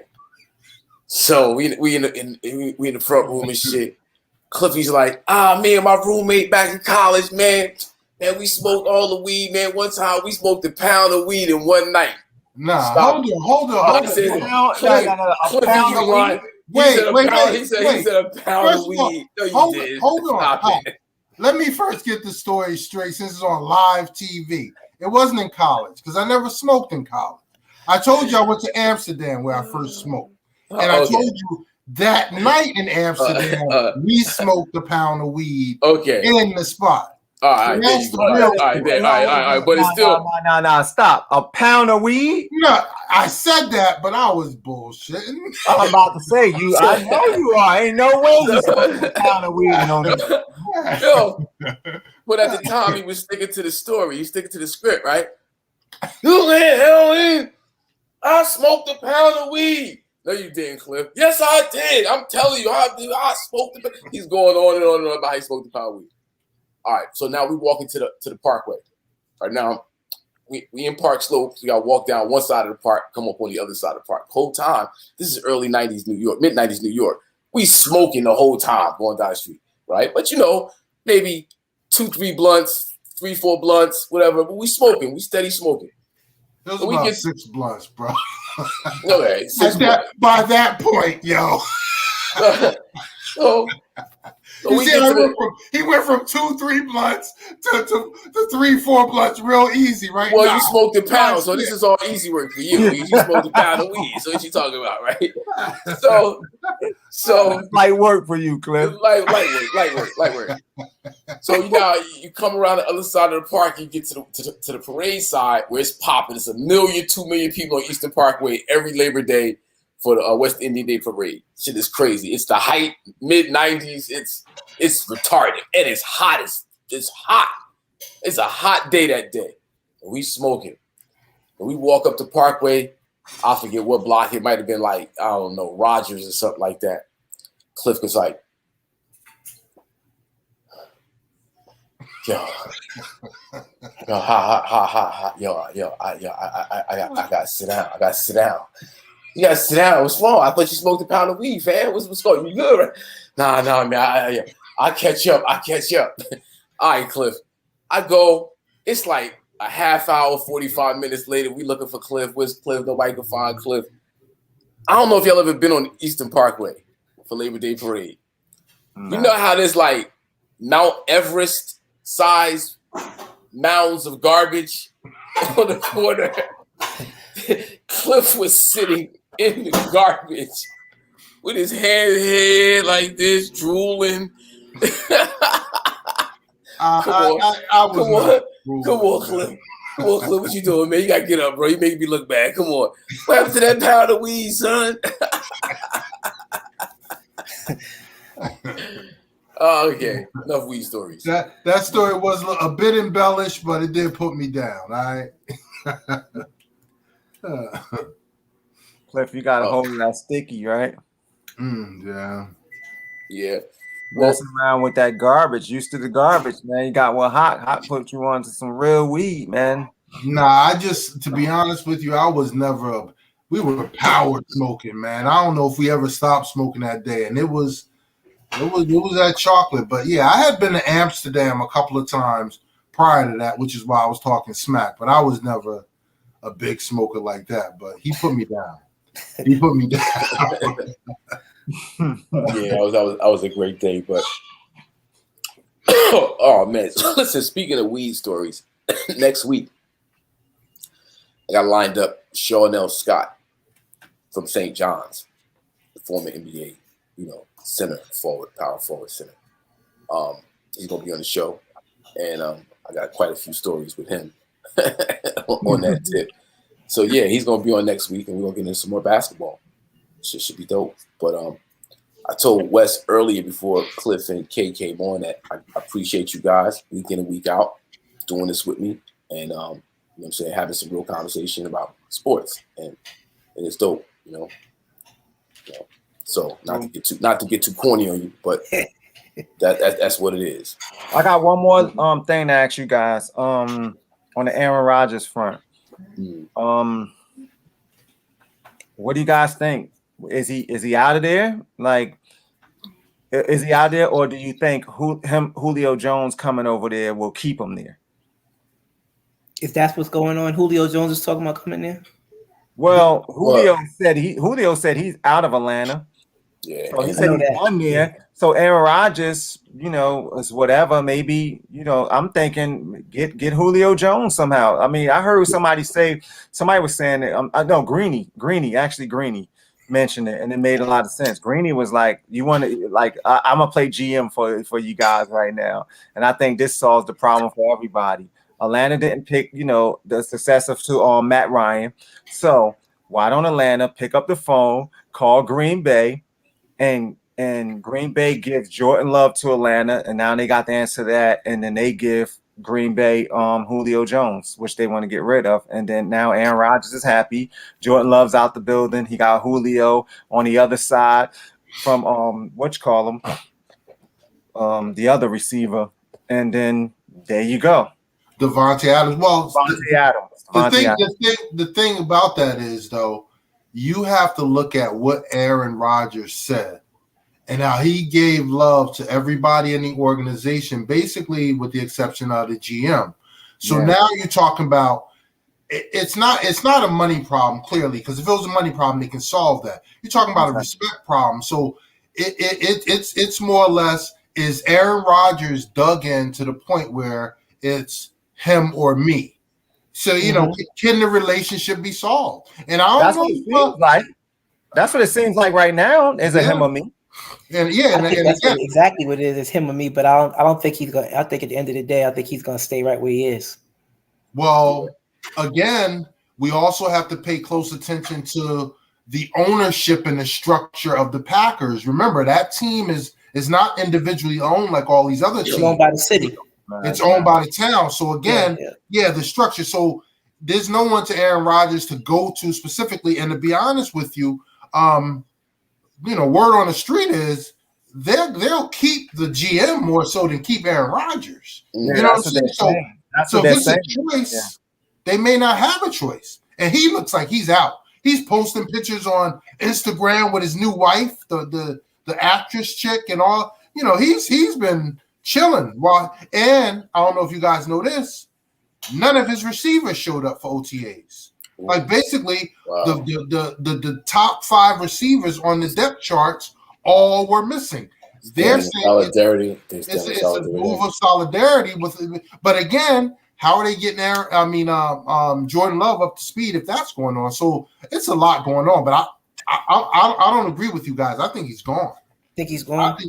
I think he's gone. I think. Mm-hmm. Okay, so if then. Who's that? Did they say Julio? Who didn't they show a picture of Julio with the Cowboys? Yeah, but he called up Undisputed and got on the phone with Shannon and dispelled all that. He said he does not want to go to the Cowboys because he wants to win. He sort of dissed them. Yeah, he said because he want to win. Yeah. Yeah. Jeez, Yeah, what a miss. Yeah. So that was that shut all that down right there. Oh my God. Whoa. I Yeah, wouldn't, you know what? I wouldn't be mad at if they could work it out in Green Bay and Aaron Rodgers and Julio went to Green Bay. I like to see it. Devontae Adams and all the rest of them, man. Mhm. Like, man, that'll be tough. They said Atlanta can't move Julio Jones until June 1st. Yeah, it's So- an $18 million difference in cap hit. Yeah, So- That's so that's next week. That's next Yeah. week. It's right around the oh corner. no, oh They're no, gonna, no, and oh, no, they no. saying that that's inevitable. It's happening. They have to get rid of him. Right now, you Because send of the cap Green, space. you send him to Green Bay. Is Aaron Rodgers still gonna go? Nah, man, chill. I'm not doing no deals. I'm not doing no shenanigans with the Green Bay Pack organization. Let me go. Where's Let me he go. going, though? Maybe talking about Denver. Might want him. I think Denver. No, I think that's the plan. To be honest with you, they didn't. You mentioned Atlanta and how it could be set up for Love going there as their successor. They didn't take that. Well, look at Denver. Denver also moved up to take a cornerback. Why? Because they think they can. I think John Elway or they think they can be in play for Aaron Rodgers when it's all said and done. And what about Julio going there? I was about to say that. Like, Julio should just. I mean, it ain't up to him anyway, because the Falcons got to get rid of him by a certain point, so he can't wait. Because other than that, it should be him and Aaron Rodgers to the side saying, "Hey, listen, this is where we should package up and go." That's what they should be trying to do. But I just don't know about the timing of everything. The only way that can happen is if Julio gets moved first, and then Aaron goes to wherever forces his way to wherever Aaron goes. To wherever Julio goes. Yeah.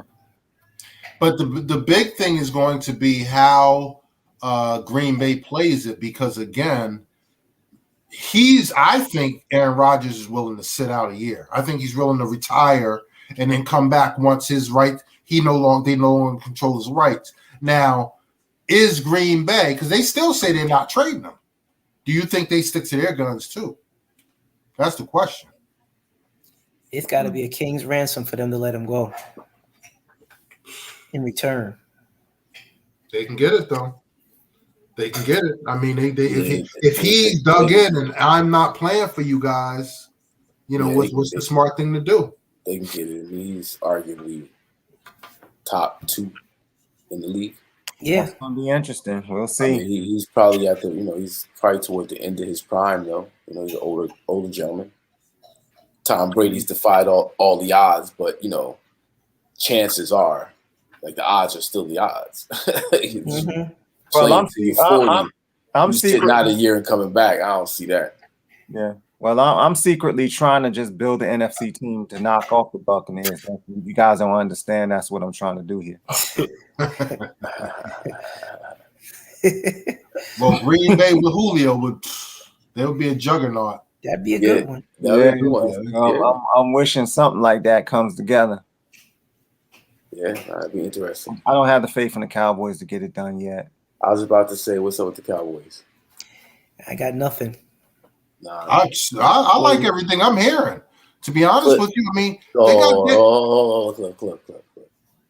We've been Cowboy fans since the 70s. Since I've known you, we've both been Cowboy fans. You got the hat posted up back there. Yeah. Listen, I fell off the bandwagon a few years ago because Colin Kaepernick. But just want to let the gentleman, there's never been a year that I've known you that you didn't say, I've been hearing good things about the Cowboys. I've never heard no Cowboy fan say that in the offseason. I mean, not say that in the offseason. No, Wes will keep it real. And I'll keep it real. Cliff, I've kept it real recently with these bums. I mean, we haven't won anything in 25 years. What I say is this. With our offense is stacked, I think if our line is healthy, which I think it is, we're fine. Yeah. We now have a Dan Quinn, we have pieces on the defensive side of the ball. It's just a matter of the scheme. And it's almost like, in my mind, the Brooklyn Nets. All that offense. If you can be mediocre in defense, you have shots to win games. And it's 17 games, and we're in a weak division. I think we can win 10.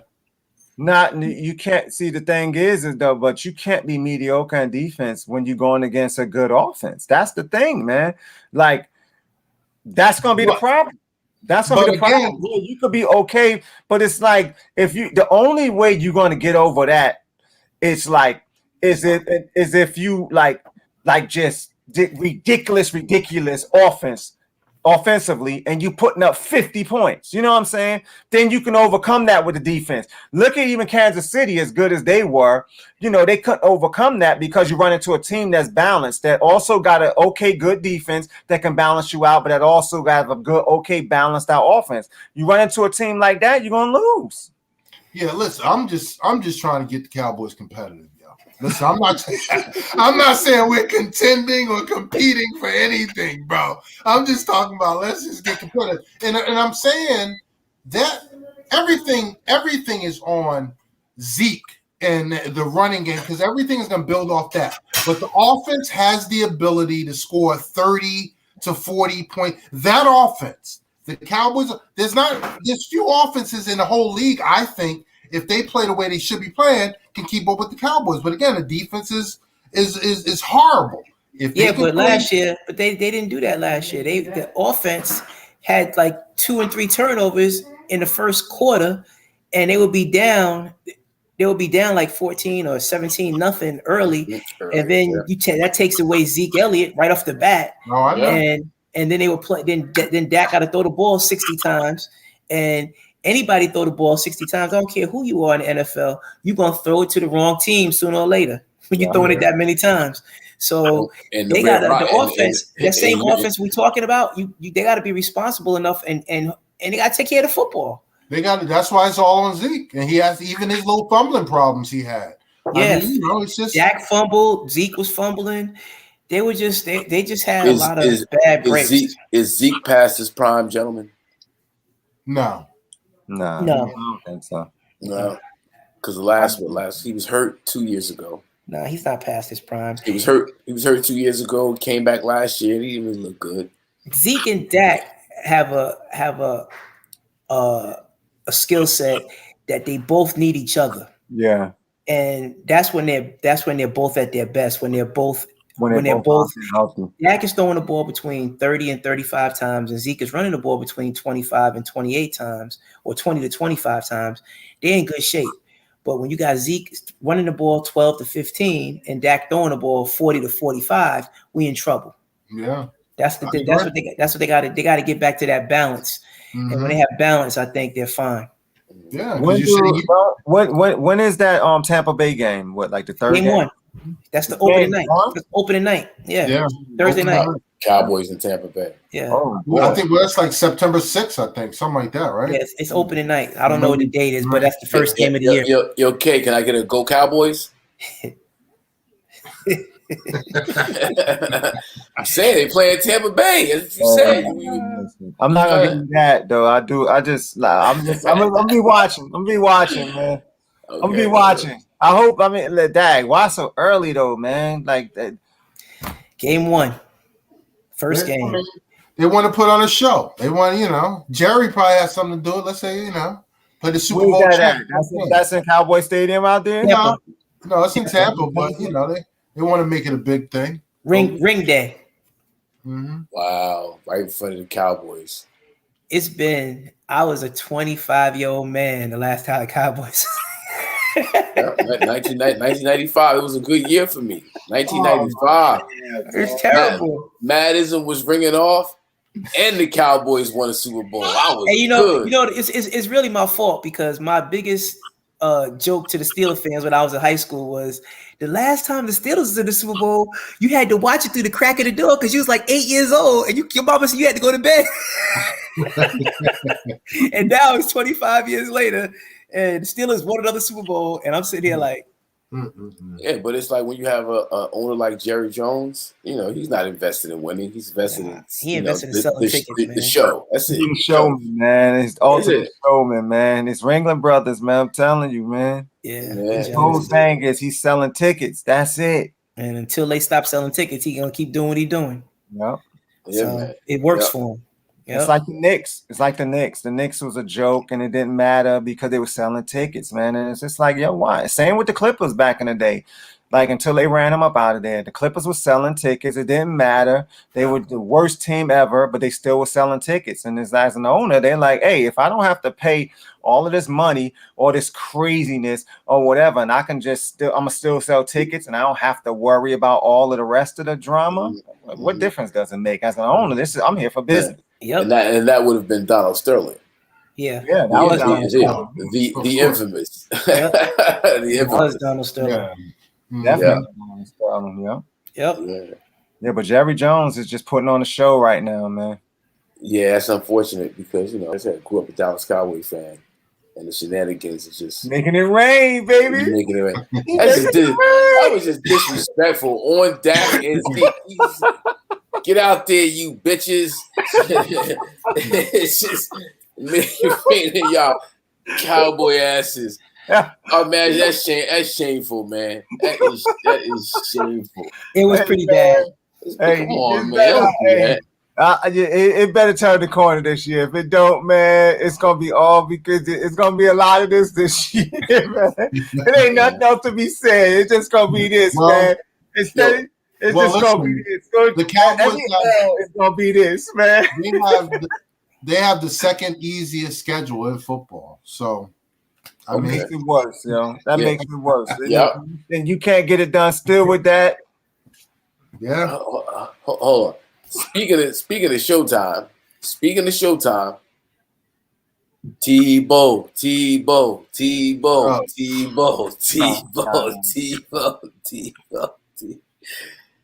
Yo, man. That's gonna be real interesting because they're talking about now making him an H-back. So again, did you see the Trevor Lawrence comments?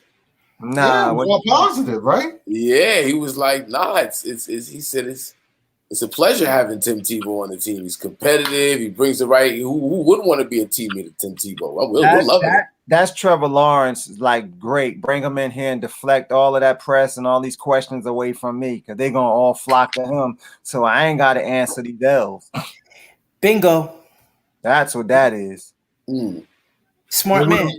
And what a lot of these the sportscasters are saying is that you know, with Tebow, if he's not a starter or balling or can even play, he's not going to command any locker room. He's not going to set any culture. Cats are not going to really listen to him. You know what I'm saying? If you're not balling, and as a 34-year-old out of football for 8 years, people are questioning if that's even possible. Tight end. Yeah, is he really going to make the team? Doing anything? What type of value is he going to add? He's going to make the team because he's going to make the team. Urban Meyer done went out his way to get him on the roster. He's going to make the team. Yeah, that's stupid.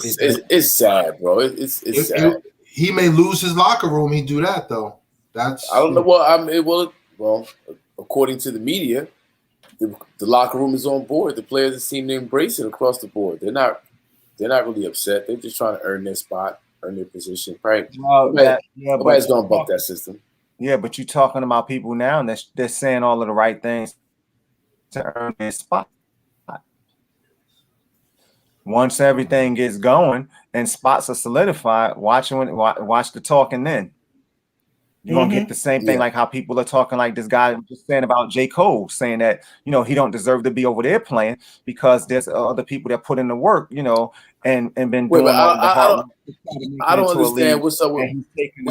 Cole. There's a guy that's over there. Huh? I don't really know about that J. Cole situation. Can you talk about that? I've been seeing it, but I don't know. He's playing in the African He's playing in the African league over there, and there was a guy. Yeah, there's a guy that's like one of the high scorer guys over there that played in college, a good college guy. And he said that J. Cole, and they're basically the Tebow thing. J. Cole is taking a slot from a person that, you know, worked hard all their life actually playing basketball that deserves the slot. Yeah. So using celebrity to Did it shut off? You know, you're freezing up. How's your battery, Kay? Is you plugged in? Yeah, I just plugged in. I don't know. I know it just froze up just a minute ago. Yeah. Yeah, but like I was saying, that is that there was a prominent scorer in the league that said that J. Cole's actually taking the opportunity away from a guy that deserves it more than him, basically. And that's what's going to happen with Tebow as well. Somebody on that team is going to say, you know what, like, why is this guy in here when we could have guys in here that can actually help us, you know, on this roster spot, even if, you know, instead of just, you know, all of this sideshow with a guy that's doing nothing, you know, we could have somebody in there that can actually help us. Yeah, I want to see somebody put the hammer down. That's gonna happen in the game. That's what I thought was gonna happen when he was the quarterback, but it never really quite, like, nobody never really got a square.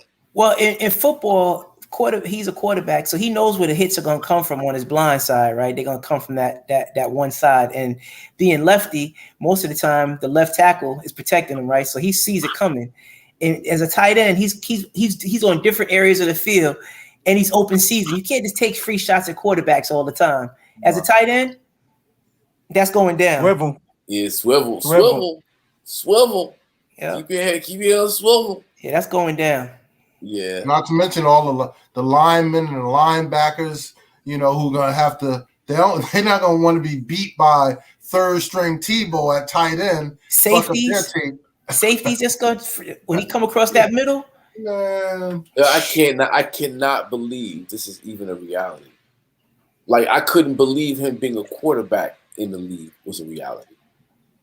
This is crazy. Yeah. It's sad. But anyway, that's where we at. So what y'all think, gentlemen? It's 9:15. Got anything else y'all want to talk about? Y'all want to wrap it up? I don't have it. Well, let me give those odds first. Even though I didn't find those Peter Guns odds. Oh, thank you. Yeah. Just to give you an idea, that Lamar and Aaron Carter fight. Right now, Lamar Odom is minus 270, and Aaron Carter is a plus 180. And that means, you know, if you want Lamar, you got to bet $270 to win 100. But for the same 100, you get 180 if you bet the underdog Aaron Carter. Now, compare that to the Logan Paul Floyd fight. Right now, Floyd is minus 1,800, and Logan Paul is plus 900. So, you know, there's the differences in the betting lines. But again, I didn't find anything for Peter Guns. Mm-hmm. So wait a minute. Floyd is fighting the brother now. Logan Paul. Because he fought the other one, right? No. The other one was just that was just some publicity spot. You talking about when they're talking face to face and he grabbed his hat and ran away? Yeah, he grabbed his hat. I thought that was a setup for the fight. That was the other brother. Yeah, no, that wasn't Logan. That was the other brother. You're right about that. But he was just messing around with him. Yeah, just to hype the fight. Okay, I got you. Yeah. Okay, all right. Thank you, Cliff. I appreciate the audible. That was dope. Mm-hmm. But it's 9:15. I think it was circling these wagons. You know what I mean? Yep. Yes. Good job, fellas. Once again, I appreciate y'all. This is IZM Sports. Hakim, KG, Wes, and Cliff. Big shout out to Peter Guns. Thanks for joining us, brother. Next week, y'all. We'll see you next Thursday, 7:00. Peace. All right. Peace, guys. Peace. Go Knicks. Go Knicks. Yeah. New York, stand up. Go Knicks. Go Knicks.